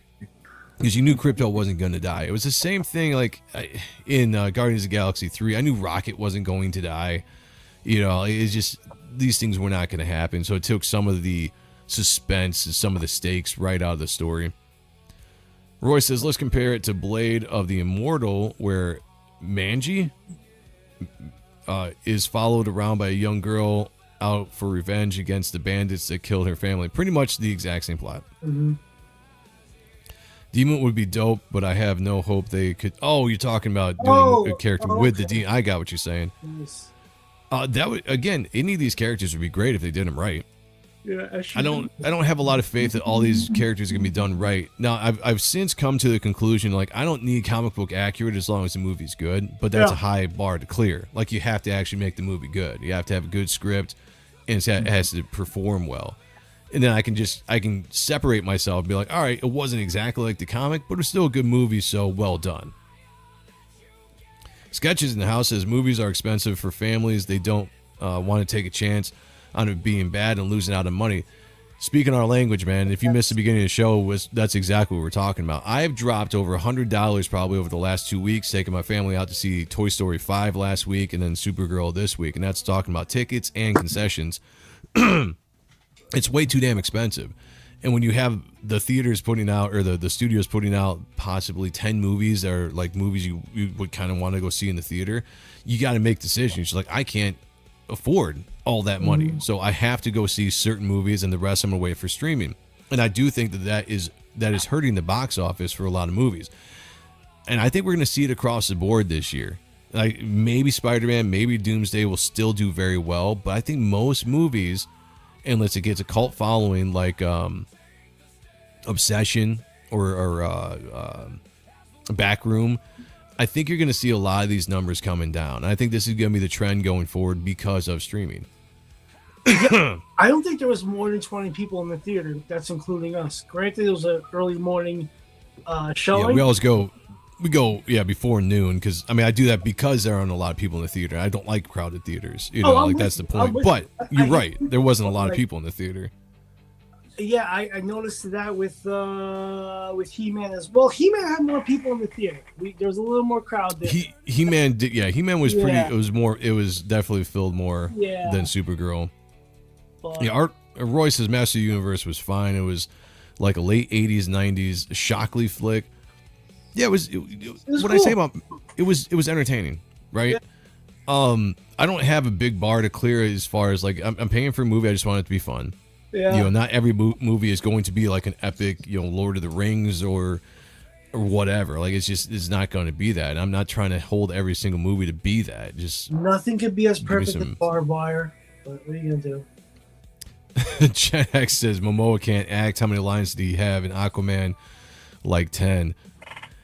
He does what he does. Yeah. Right. Yeah. He's not a great actor. It's basically like you cast him in the same role all the time. He's playing Jason Momoa. It's like that's right. Yep. It's like Jason Statham. It's like Ryan Reynolds. Like, they're just them essentially. Like, yep. Like, cool. Let's see. We got. All right, let me get down here. I'm losing the conversation. You guys are rolling. I appreciate it. I like the conversation here. I gotta step out for 2 seconds. I'll be right back. All right, Zach left too. It's just me. You guys jump no, on I'm when still here. Oh, you're back. All right, there you go. Yeah, no, I've been here the whole time. You've been very quiet. I was just because you guys were going off about the Supergirl movie and whatnot, so I wanted you were making. Oh no, I got yeah. Yeah, it's all good. Good points. So I was just kind of letting you ride. That's all I do, my friend, is make good points. You know what I'm saying? Roy says the interviewer was very gay, asking her very gay questions. She played along. No, I agree. That's why I said, she answered it poorly. But my thing is, she didn't go on this tour bringing it up herself and saying, like, this movie represents the LGBTQ community, or this, I see Supergirl as being bisexual, or this or that. She didn't go. She was answering questions. She answered them poorly, but that's the truth of that. Like, that's the reality of it. And getting up in arms because of a question asked poorly, as opposed to like Brie Larson going out there and absolutely dogging men or whatever, is to me completely different things. And also, there's a part of me I just don't really give a shit anymore. I don't care. What is the product that you're putting on screen? I'm judging it on that, not so much what the actors do or people do. I separate a lot of the art from the actors and the artists these days. It's just something you have to do in this day and age. We're so divided. And I'm just not going to have knee-jerk reactions and get all upset anymore because somebody says something stupid. I don't care. It has no bearing on my life, doesn't do anything. Is the movie good or is the movie bad? That's what I'll judge it on. Kojo says a better option would be for Supergirl to knock out the villain and send him into the Phantom Zone alive. Yeah, something like that would have been fine. Or what was that is it called the Source Wall? Remember in the only reason why the Jeff Loeb Supergirl story in Batman Superman, where Batman takes Darkseid and flies him, through the galaxy and into this, I think it's called the Source Wall. Something like that. Yeah, like something that's a little bit more of an agonizing imprisonment than just killing the character. Yeah, I don't know. All Kryptonians are neck snappers, right? Oh, is that a Zack Snyder thing? Oh, yeah, yep. When the movie fails completely, let's see how much they care about their queer icon. A typical BS-loaded gay media question. Not sure why people get so mad at the actress for not being based. Yeah, I agree with that, man. It's exactly what it is. Roy said it, you said it, other people said it, I'm saying it. It was a loaded question. If it was my thing, I would just not have answered the question. But again, I wouldn't care what anybody thought. But these people do. So it is what it is. They answered it poorly, you're going to get some people upset. You say anything these days, you're going to get people upset because, again, we're in such a divided country when it comes to everything: politics, entertainment, religion. And we are trained now, because of social media, because of influencers, we are trained now to become so offended or so just knee-jerk reaction to anything people say, and you make an immediate decision on something, and you can never break away from that decision. I don't do that. I don't want to do that. To me, it's a very blind way to live life. I want to have a unbiased opinion, make my own decisions without being influenced by anybody else based on the facts that I see. And I'll also have the right to change my opinion based on different evidence as I go along. So I'm never going to come out and say, oh, this is a thing, and then never get off of, have so much pride that I can't get off that and be like, you know what, I was wrong about this. Let me change my opinion now. And Paulus already says only my opinions matter. That is true, Paulus. I agree with you on that. Matthew's in the house says, I haven't seen it yet. I was more interested in Lobo, but I heard he's not in it much. He's in it a lot less than I want him to be, and he wasn't as cool as I wanted him to be. So I'll say that. That was a disappointing thing in the movie. In fact, there's a lot of times you're watching a movie, you completely forget that he's even made an appearance. Now imagine she's white. She was white. Wait, what'd I miss? Cal the Conqueror. Yeah, it's kind of what it's setting up to be. I mean, Superman is white in woke Hollywood. That's a baked-in reason to make him some type of imperialist. Oh, I got you. Yeah, I'm not a big fan of the way they're going with that storyline. But again, Superman's not going to be that. Superman, I think, is going to be the character we expect him to be, even though they changed the backstory of his parents. Kryptonian Girls Gone Wild. Peter Orchard's in the house. Good to see you, brother. Hope you're doing well. Gen X says James Gunn has one style and it's played out. I'll agree with that 100%. I will agree. You're talking to someone that wasn't even excited that James Gunn was hired to do what he's doing, the CEO or whatever he is, showrunner of DC. I was not excited from the get-go. Now, I will say I thought Superman was a better movie than I thought it was going to be, even though it wasn't great. But I don't have a lot of faith in James Gunn's direction. A lot of the stuff that I've seen him do, Guardians was fine, funny movie. Some of the stuff he's done in the past was fine, but like ever since he's got to DC, Suicide Squad, the second movie, I thought was ass. Peacemaker, even though a lot of people like that, I don't like that. I don't even watch it. I think it's, you want to talk about something that's filled with like gay stuff, and like that's Peacemaker right there. Whoa. Yeah, you know what's going on. What do you mean I know what's going on? Sheldon said, I like Superman, but I watched it after I heard everyone dumped on it, so maybe because my expectations were so low. My thing is, man, just go in with your own expectations. I don't listen to anybody. I don't listen to critics. I don't listen to anybody else online. I don't listen to my friends.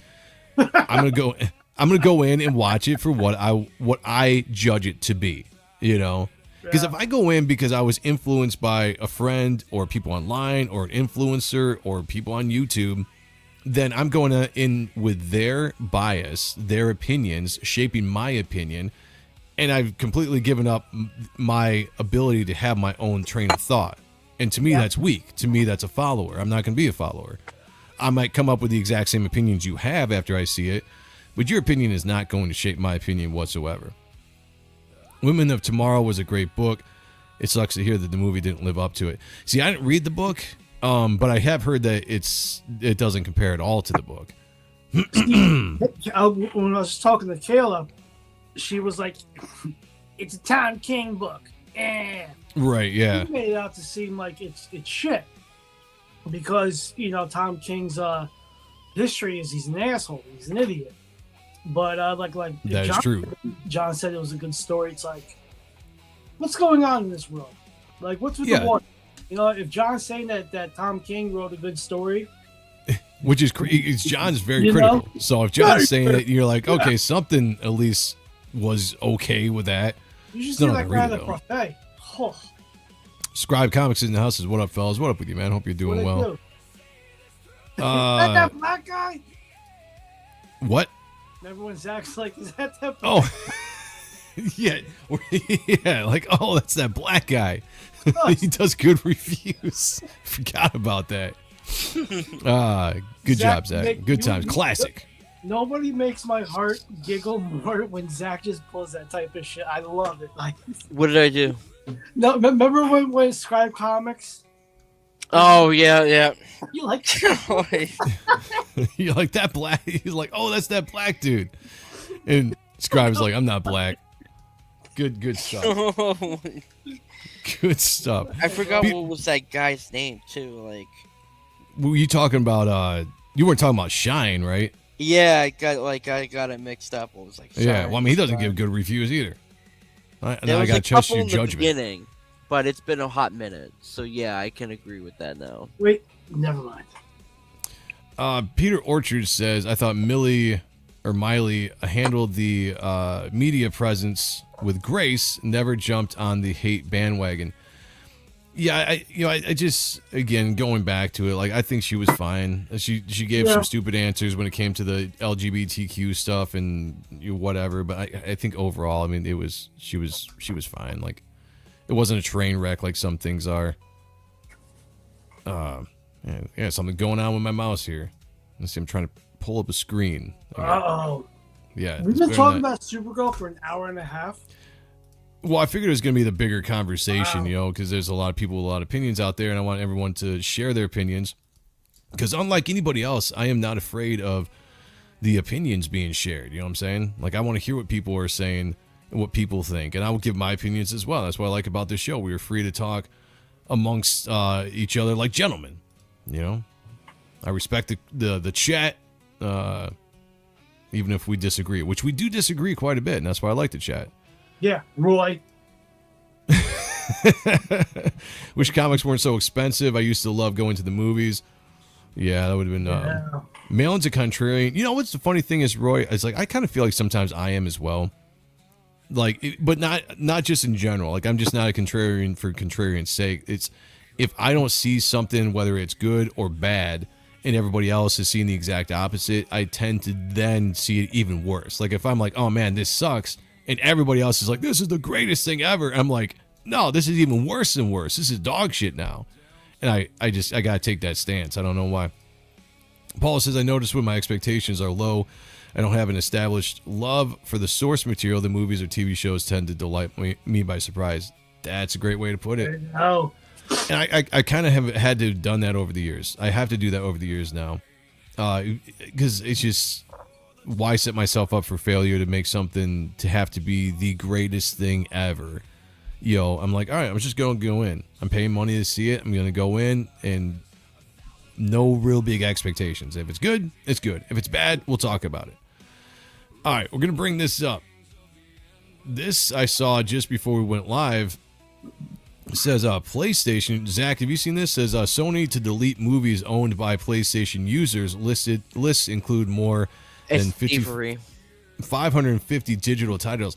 Now, before we talk about it, there is a list of the movies. Where is that? Down here. Where is it at?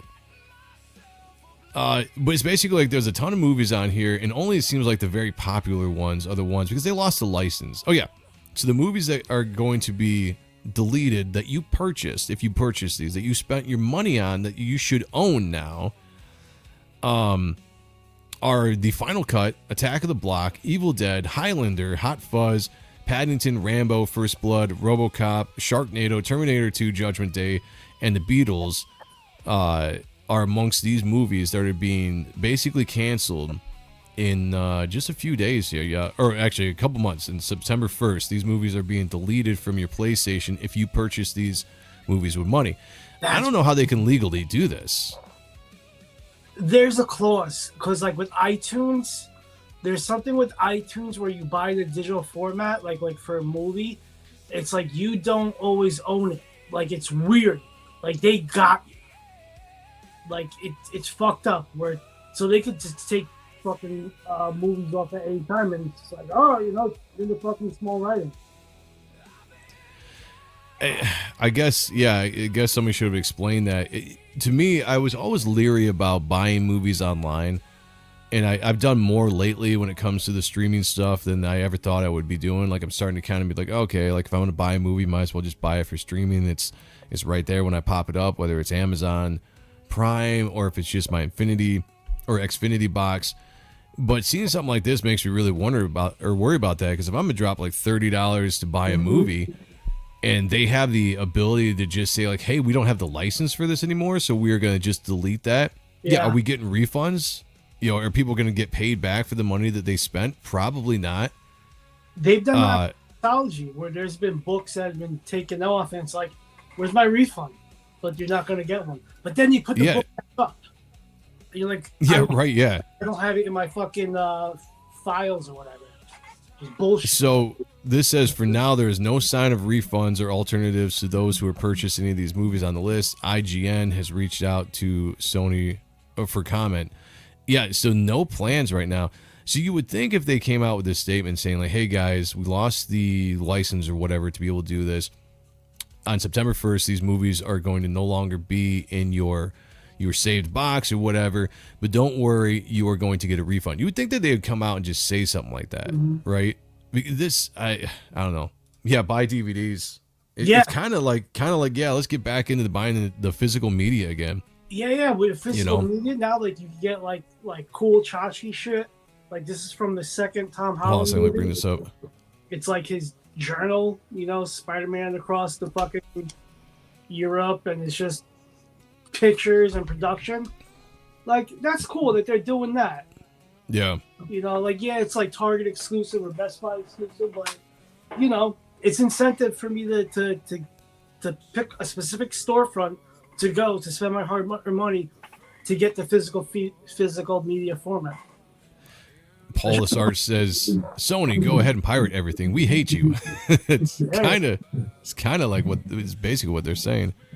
Doc Brewski says if this keeps happening, we'll have to go to court. You can't just say purchase doesn't mean purchase like these companies are. That's what I'm saying. Like there's got to be some kind of legal ramifications for foreign owners. Maybe, I don't know.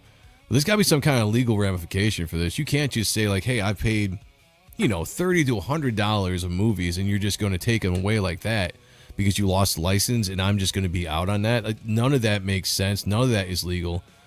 I don't understand it whatsoever. Yeah, what if you buy a series? Like, let's say you buy the full, complete series of Buffy, on this? Yeah. And then you take the whole shit away. You're like, that's like probably 100 bones easily right there for fucking, 7-8 seasons. That's crazy.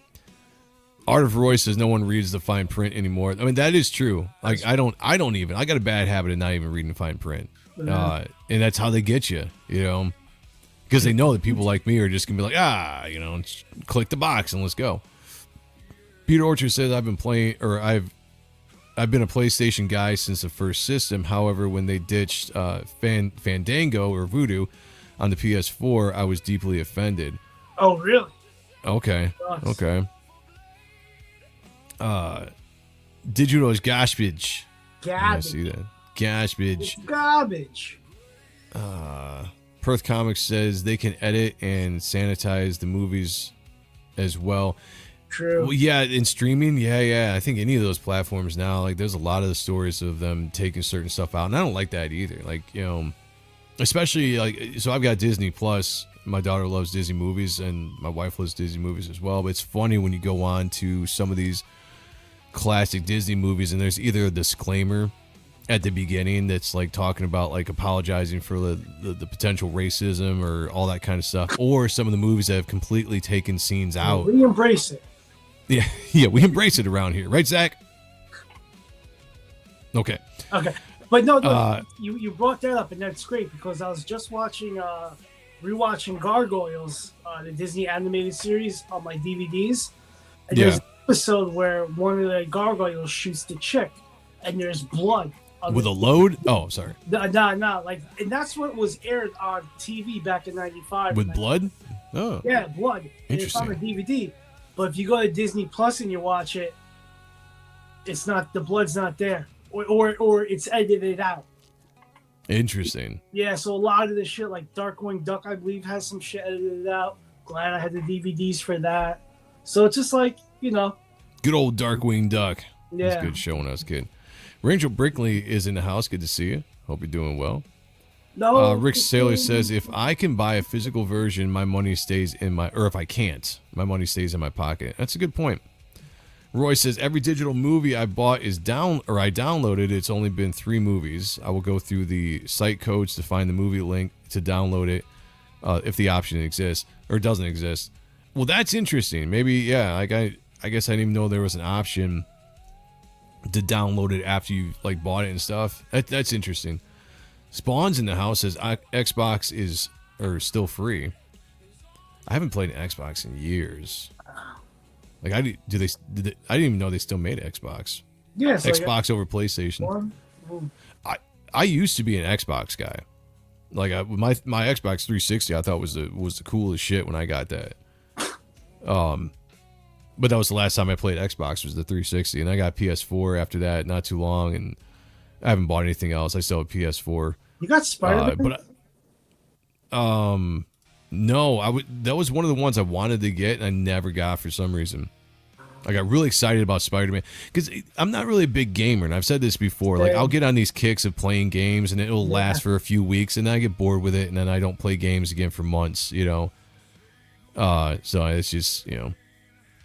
Richard said I prefer physical copies. Biscuinator says I like the browser older DVDs, such as a flea market or just to keep something physical. Yeah. I still have my DVD collection over there. I'm glad I have not gotten rid of it. I got rid of my VHS collection years ago, and I wish I hadn't. Like, I'm kicking myself in the ass every time I think about that.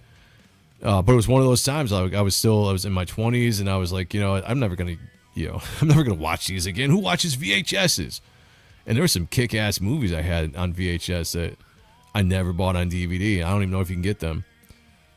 Rachel Ziegler, who shitted on Snow White. Yeah, she did horrible. But she didn't do the same thing that Millie Alcock did.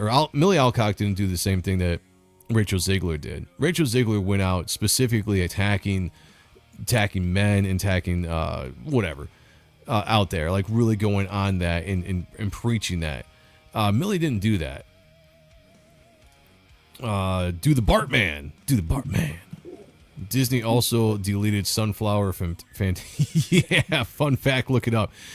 There was that racist, or she was what was it? It was, what are those called? Minotaurs? Those are the yeah. There was like a black one that was doing like everybody's hair and nails, and she was always being pushed to the side or something. Yeah, it's wild. It's wild. I watch the Fantasia every once in a while, and you can see where they zoom in to cut that character out of the screen. It's so completely obvious when you see it now. It's hilarious. I always thought that was funny too. I was like, the character is called Snow White. It's because her skin was white as the snow, right? Like, not that she was born in a snowstorm. I was like, how do you have a darker actress play the character of Snow? It didn't make any sense. That movie was doomed to fail, and it was a horrible movie. It was really bad. You watched it? I did. Yeah. My daughter really wanted to see it. I'm like, all right, that's fine. You know, because my daughter doesn't see that stuff. She's looking through things with a kid's eyes. She's not seeing. She's just watching the story. She likes Snow White. I rip all my physical movies to my Plex server. All right. Oh, cool. Yeah. Plex is that app that I have where I watch all the shit. Roy said I bought 3 stand-up comedies shows from Prime, and the third had no option for downloading, so I stripped it Ah, from the site with a strip or a site scraper. Nice. Well, you know, they do like screen recordings, and they do like these things where you can pull stuff down. I guess that is a way to kind of get around stuff if you have the ability to do it. It's woke. I'm playing Warzone right now. All right, how you doing? Hey, you fucking conquered them. Was that Grand Theft Auto 6? No physical disc? Oh, nice. I mean, not nice, but yeah. That's how they're doing it now, man. They're phasing physical media out. You know, they want to go to the more digital stuff, and I get it. You know, the digital is more convenient. We can sit and watch stuff very easily by a click. But stuff like this, and then the same things we're talking about in the chat, them editing out movies, changing movies. Yeah, I don't like it. But I don't the like quality's not as good still. Like, you're not gonna get a true 4K streaming, you know, visual option because it's not there. Comic Book Ones in the House says, hail to you. How are Spawn you? says, Christian fathers, my guy. I am a Christian father. Yeah.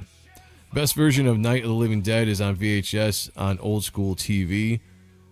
Yeah, I'll agree with you on that. That's good shit.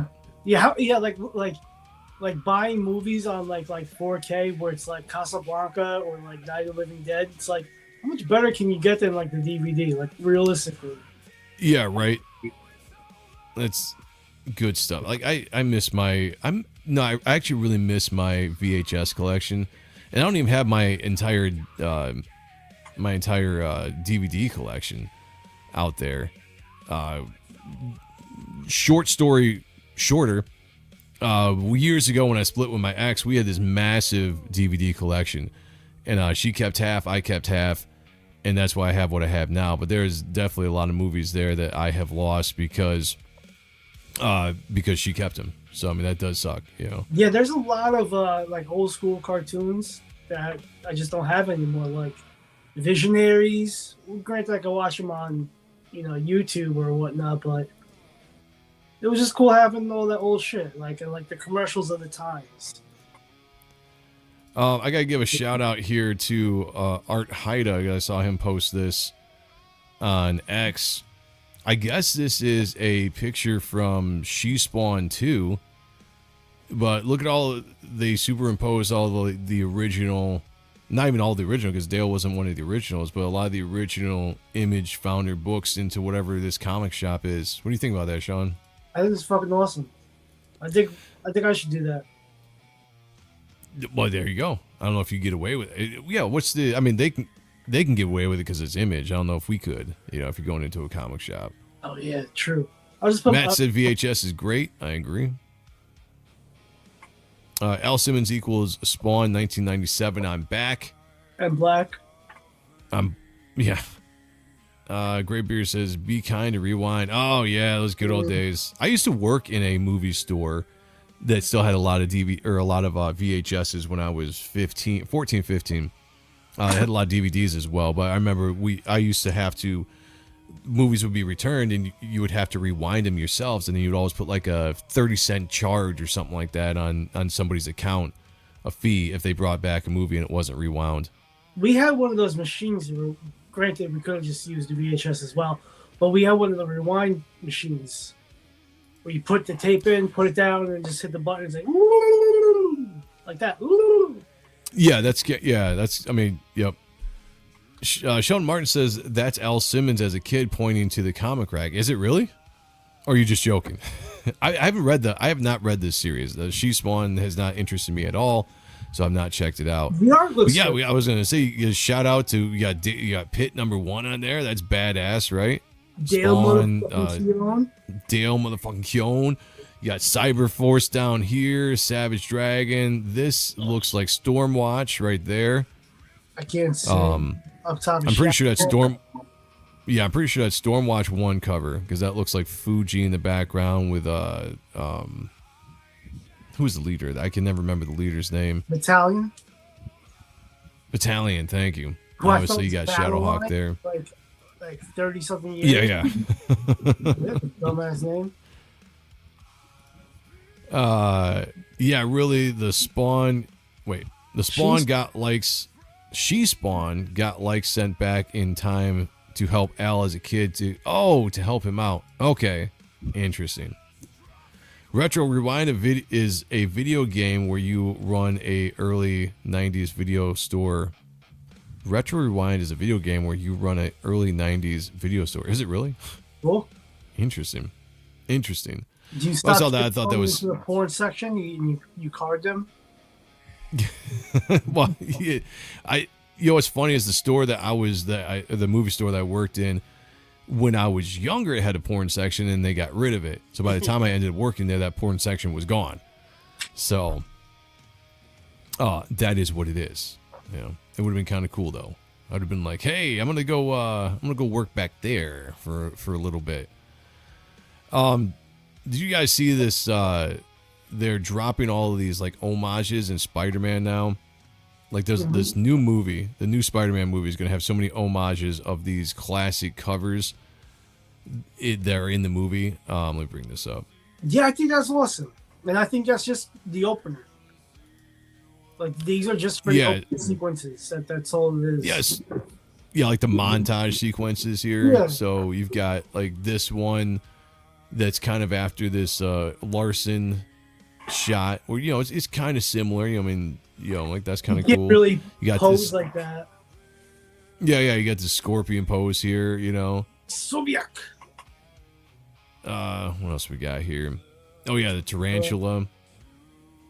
I do like when movies do this. You know, Fantastic Four did the exact same thing, and I thought that was kind of cool. They did a montage where they were kind of going over classic covers and classic characters that they were fighting in their world, in their universe, and I was like, that's kind of cool. Like that's a shout out to the comic book fans, the real comic book nerds out there. You know, of course, you know, Amazing Fantasy 15 right there.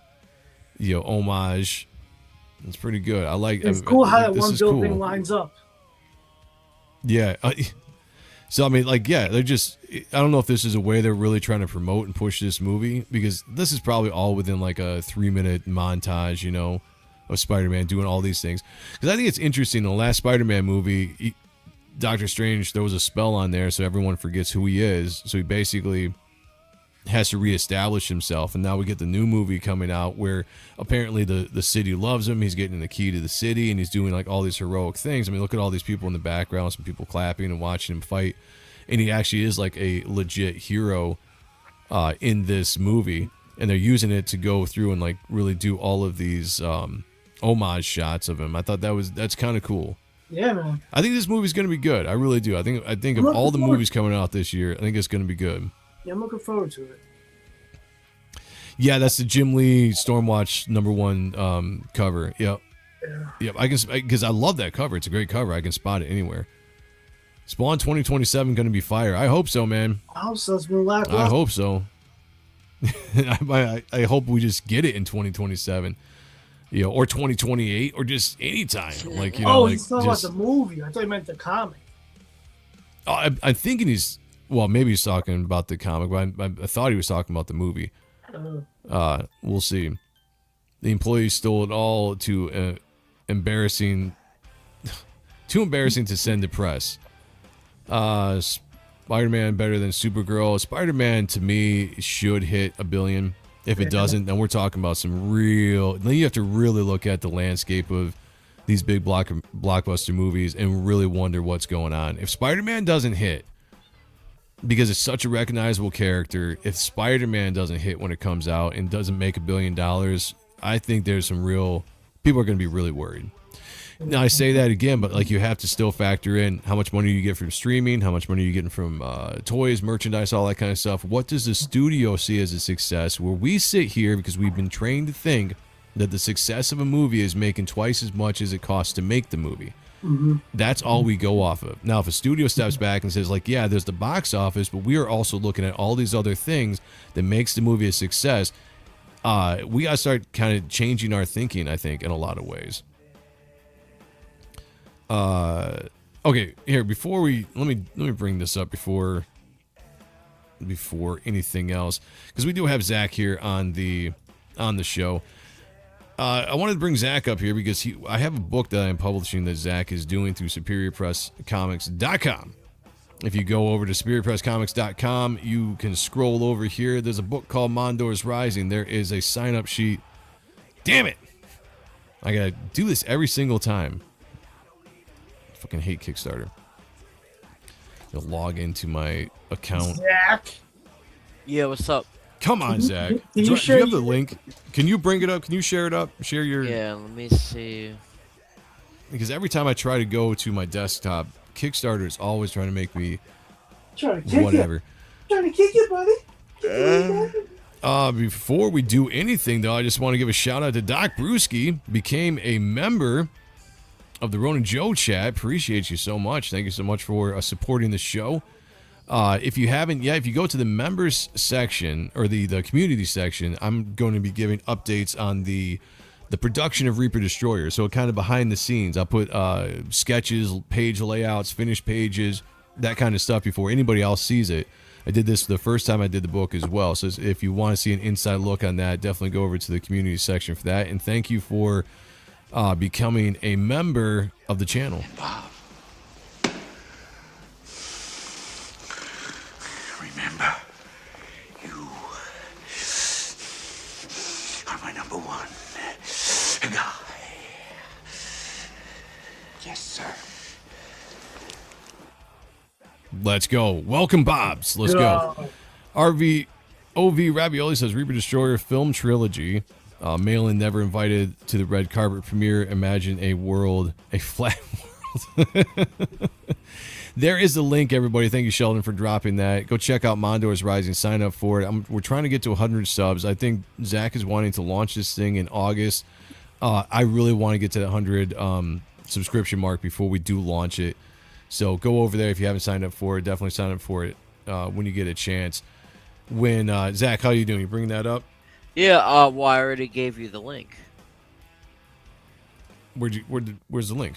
I put it in the private chat. No, I need you to bring it up on your computer, because if I go to the link, it's going to do the exact same thing. So, yeah, it's going to make me verify the account for some reason. I don't understand why that's happening. While you're doing that, let me just let everybody know, Reaper Destroyer 2 is in the process of getting approved. We got past the whole issue we had with the personal information, the banking information, lots of hoops to jump through. They approved that. Now it's on its way to finally being approved.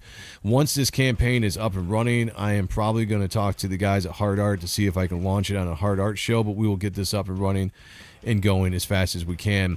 The Second Chance campaign, I'm very excited to let everybody know. I'm sending a bunch of packages out tomorrow. After those packages get in the mail, there's only 17 more orders that have to be packaged up and in the mail. Then everybody will have their Second Chance campaign covers, including my cover, Dale sketch cover, and the Dale Virgin cover, as well as the Isaac Bell cover I have, which is over there. So I do apologize it's taking so long to get this out, but we had a bunch of misprints. Some were on Mix'em, one was on me, and they had to keep going back to press to get made. And so that is what it is. But this is out. This is going. I've got an entire long box of books right now that I'm taking to the post office tomorrow to get that sent out to everybody. So thank you so much for everyone supporting that book and getting that going. All right, Zach, here we go. Does it work? Oh, yeah, I got to remove this. Yep, hold on a second. I can bring you up. All right, Mondor's Rising, everybody. This is the book that Superior Press Comics, this is my business, is publishing. It's the first creator-owned book that we're publishing. When I say creator-owned, it's not my character, it's not my story, it's nothing that I do. But I do want to work with creators out there that are passionate for the business, passionate for storytelling, and are on a professional level of quality. Zach meets all those things, and he's the first person I've decided to publish their book. There might be more down the line. Maybe there isn't. I don't know. We'll see how this goes. But Mondor's Rising is a book that you guys definitely want to check out. Some beautiful art here by Zach himself. Sign up for this if you haven't signed up for now. Where are we looking at with the sign-ups? I can't see. The screen is too small. It says we're at 95. 95. We need 5 more sign-ups, everybody. 5 more. Can we get those tonight? Follow the link that Sheldon Martin dropped right here in the chat. Can we get 5 more people to just go sign up for this thing right now? Signing up is free, and you get notified when we go live. We have some great covers, including Corey Barton, Zach doing a cover himself, and we're probably still planning on dropping this in March. as we get going. Zach, want to give a quick rundown because I don't want to drag down the chat too much with shilling. We don't do a lot of shilling here, but give a quick rundown of the book before we get out of here. So Mondor's Rising, the series follows Sondron, who is the only one of his kind that has left the star system. It pretty much in a nutshell, it's the series about him trying to prevent the sins of his species, trying to catch up to him by preventing a cataclysm from happening that's going to be wiping out the universe. So it's it's a race against time to go after these broken artifacts that are spread throughout the universe. He's got to find him before anyone else does, and try to unite the pieces and stop this being from that's lying dormant for so long to come out and just wipe everything in its path. So this series it has a lot of elements, a lot of horror elements, no humans, it's nothing but aliens, a lot of Lovecraftian type of designs, but it's just me just kind of going crazy with all the designs and whatnot for it, just kind of like whatever I want to put into it that just seems right. Something that I enjoy doing. It's going to be trippy. I love it. We're looking forward to it. I'm looking forward to publishing it and getting this book out. So everybody be on the lookout for that. Please go sign up to Mondor's Rising and be on the lookout for when we're going to be launching it, where we're going to be launching it, and when you can be involved to back that book. As Superior Press has a couple books that we are going to be putting out this year, including a book called Chaos that's going to be coming out sometime in the fall, written by Kayla Thornton, who you guys all know is a co-host here on The Grift on Thursdays, and drawn by Oliver Isabedra as well. So my company, Superior Press, trying to do a lot of big things this year, along with Reaper Destroyer Issue 2. Story of my life. No pesky humans. I like that. Finally got the pencil version of my Titan Star Orbiter Carrier finished. What? Poster. Nice. I'm sure that meant something more than I was reading it, but yes. Oh. 96 only needs 4 more to go. Let's go. We got 1 sign up. Shout out to whoever signed up for that. Nice. Appreciate you. 4 more, everybody. Can we get 4 more? That would be awesome. I would very much appreciate it. Guys, I have another campaign that's going to be fulfilling next month. That is the my sketchbook, the 2026 sketchbook. If you guys have not ordered this or pre-ordered this, go do it now, because right now it's only $10. I'm hitting the wrong button. It's only $10 right now. If you guys wait too long, once the pre-order is done, it goes right onto the store. It's going to go up in price. This is a collection of a lot of sketches I've done, a lot of the stuff I've drawn on the Kings, some of my favorite sketches for over the years as well. I've been wanting to do a sketchbook for a long time, and I think I'm going to do one per year now going forward. So jump in and get these now. You can also get a remarked version for, I think, like $30. Remarked is I'll just draw a small picture on it, on the cover, maybe on the back or something. I don't know, but I'll remark the book for you. But this thing is going to be going out in late July. I'm going to start putting the files together starting early next month and start getting this thing out. But if you are interested in sketchbooks and you like the whole process of sketch, then you definitely want to check this thing out. That will be going out, and I'm excited to start getting a lot of these books out there. Speaking of Reaper Destroyer Issue 2, though, if you guys haven't backed that, and if you don't want to wait for the Indiegogo campaign, you can go to SuperiorPressComics.com, hit the link, and go right here. We got the new John Malin t-shirt that's up now. This is his cover. I just sent John this for his birthday, by the way. This is one of the presents I sent. Yeah, so he should be getting this hopefully pretty soon. Oh, we definitely want to grab... What? Why? He saw this. He liked it. No, keep giving him. No. He's fine with birthday. He's fine with birthday presents. He just doesn't want it, like, you don't want to just show up and be like, "Hey man, what's going on? I bought you this," because then he's obligated to give something back, and then it never ends. He doesn't like that shit. But this is different. This is a birthday present. If you guys haven't, the John Malin t-shirt, you do not have to wait to the end of the campaign. You order this thing now, and it will come within a matter of 5 days or something like that, I believe. So you do not have to wait till the campaign's over to get that. Yeah. You can, though, get the John Malin cover right here, which is leading the covers right now. The amount of covers that have sold, John Malin is at the top with this awesome Reaper Destroyer 2 cover that he's got. Very trippy, very 90s feel. Like I said before, it's one of the only covers on the campaign that really kind of represents where we're going story-wise with the trippiness of this book.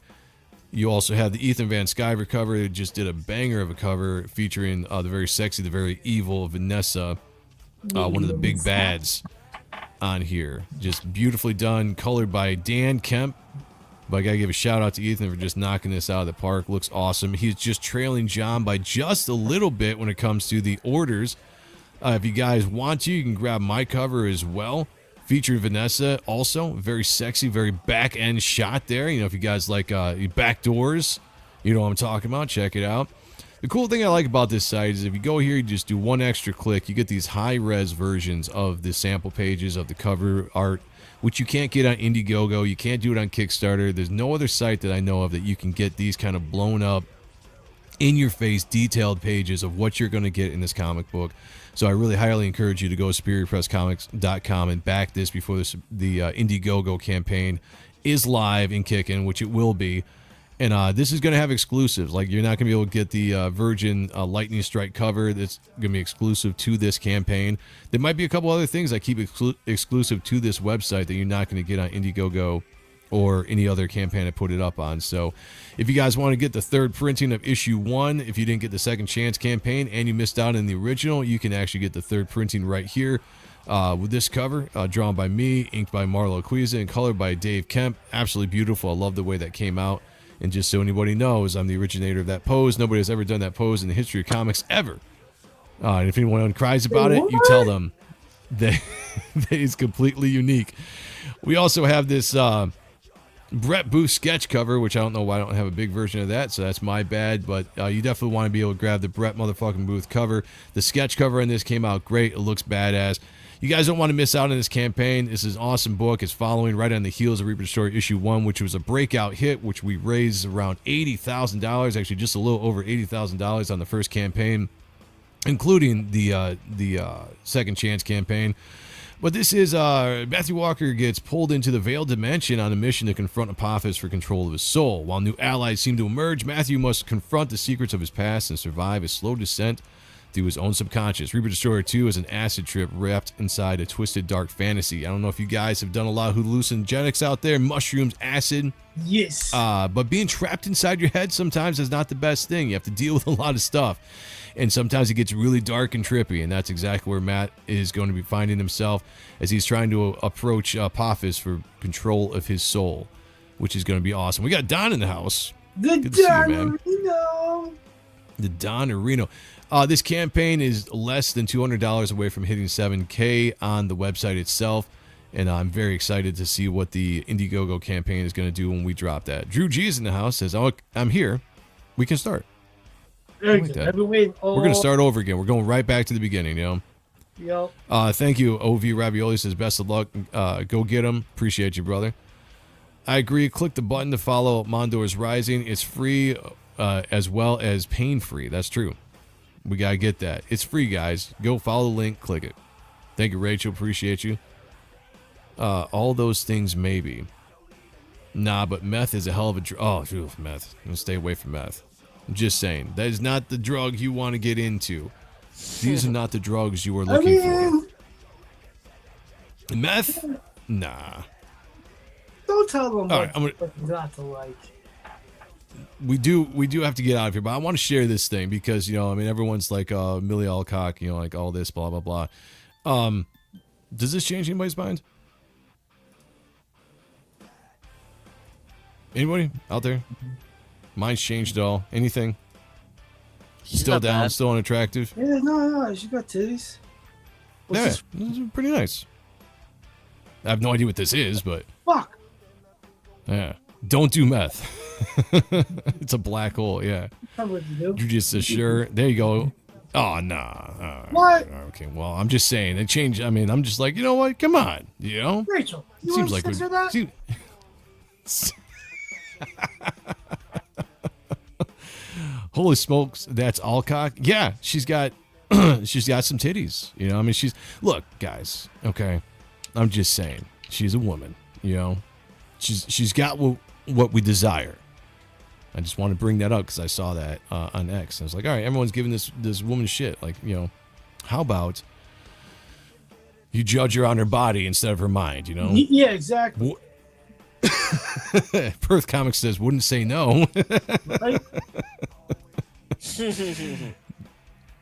Drew G says, I'm all in on Sophie Cunningham and the point. Wait, what? I'm all in on Sophie Cunningham and the point that launched 1,000 ships. Nice. Is that Game of Thrones thing? I'm with you on that. Melissa Benoist is still a better Supergirl. She's all right. She's all right. Hollywood does it intentionally, says Maromi. Good to see you, Maromi. Hope you're doing good. Ha-sha-sha-sha. Jeez, Joe, I already told you either in this stream I'd smash 100%. Let's go. I'd smash. See, I'm just saying, guys. I'm just saying. All cock, but with a hint of meth. I'm just saying there's options out there, guys. There's options. I didn't get to it, but there's a teaser for X-Men 97 that's looking pretty good. Go out and check that out, guys. We do have to get out of here, though. Thank you for joining me tonight on the Ronin Joe Show. Shout out to Sean. Shout out to Zach for joining me as well. Chat, you guys have been awesome. I love the chat. Love the debates. Love the opinions out there. You guys are welcome to whatever opinion you want in this chat. Always know that. Always know that. What's her OnlyFans? Oh, it's Sophie's Sports Illustrated pics enhances that. Really? I'll have to check that out. She's so hot. Check that out. Yeah. Instead of $1 bill, throw bananas instead of dollar bills. Okay. Raw. Next question. I got you. Fun show, guys. Good night. All right, everybody. We're gonna be out of here. Next Thursday is the Grift at 10:30. Join us there. It'll be an awesome show with me, Sean, and Kayla. I will be on tomorrow night with the CG Kings on Ethan Van Skyver's channel. Whatever time he drops the link is what we're gonna go on. Hopefully, it's not too late. Hopefully, it's around 7 or 8. That'd be awesome. Hint, and then hint. Wednesdays. Hint. Then Wednesdays on Shane Davis or John Malin's channel, we have Hard Art from 11 to 2 a.m. in the morning. Join that show. It's a very fun show. You guys will not regret it. I tell you this right now. And then be back here next Sunday for the Ronin Joe Show as we do whatever we're going to do. And we're going to do something, whatever it is. That's what we're doing. So until then, everybody, go sign up for Mondor's Rising. Back Reaper Destroyer 2. Back to 2026 sketchbook. Go back to preview book that I didn't even bring up. The preview book for issue 2 is still live on that campaign as well. And then go find somebody to stream, give your support there, or just go to bed and have a great night and wake up in the morning ready for work like I'm going to do. And tell you what, it's going to be hot as hell this week. Drink a lot of water, stay hydrated, do all this. And while you're doing this, remember to picture me naked. Talk to y'all later. Peace. He should do his duty, and to impress him, takes on his multi-armed form and says, "Now I am become death, to destroy the world."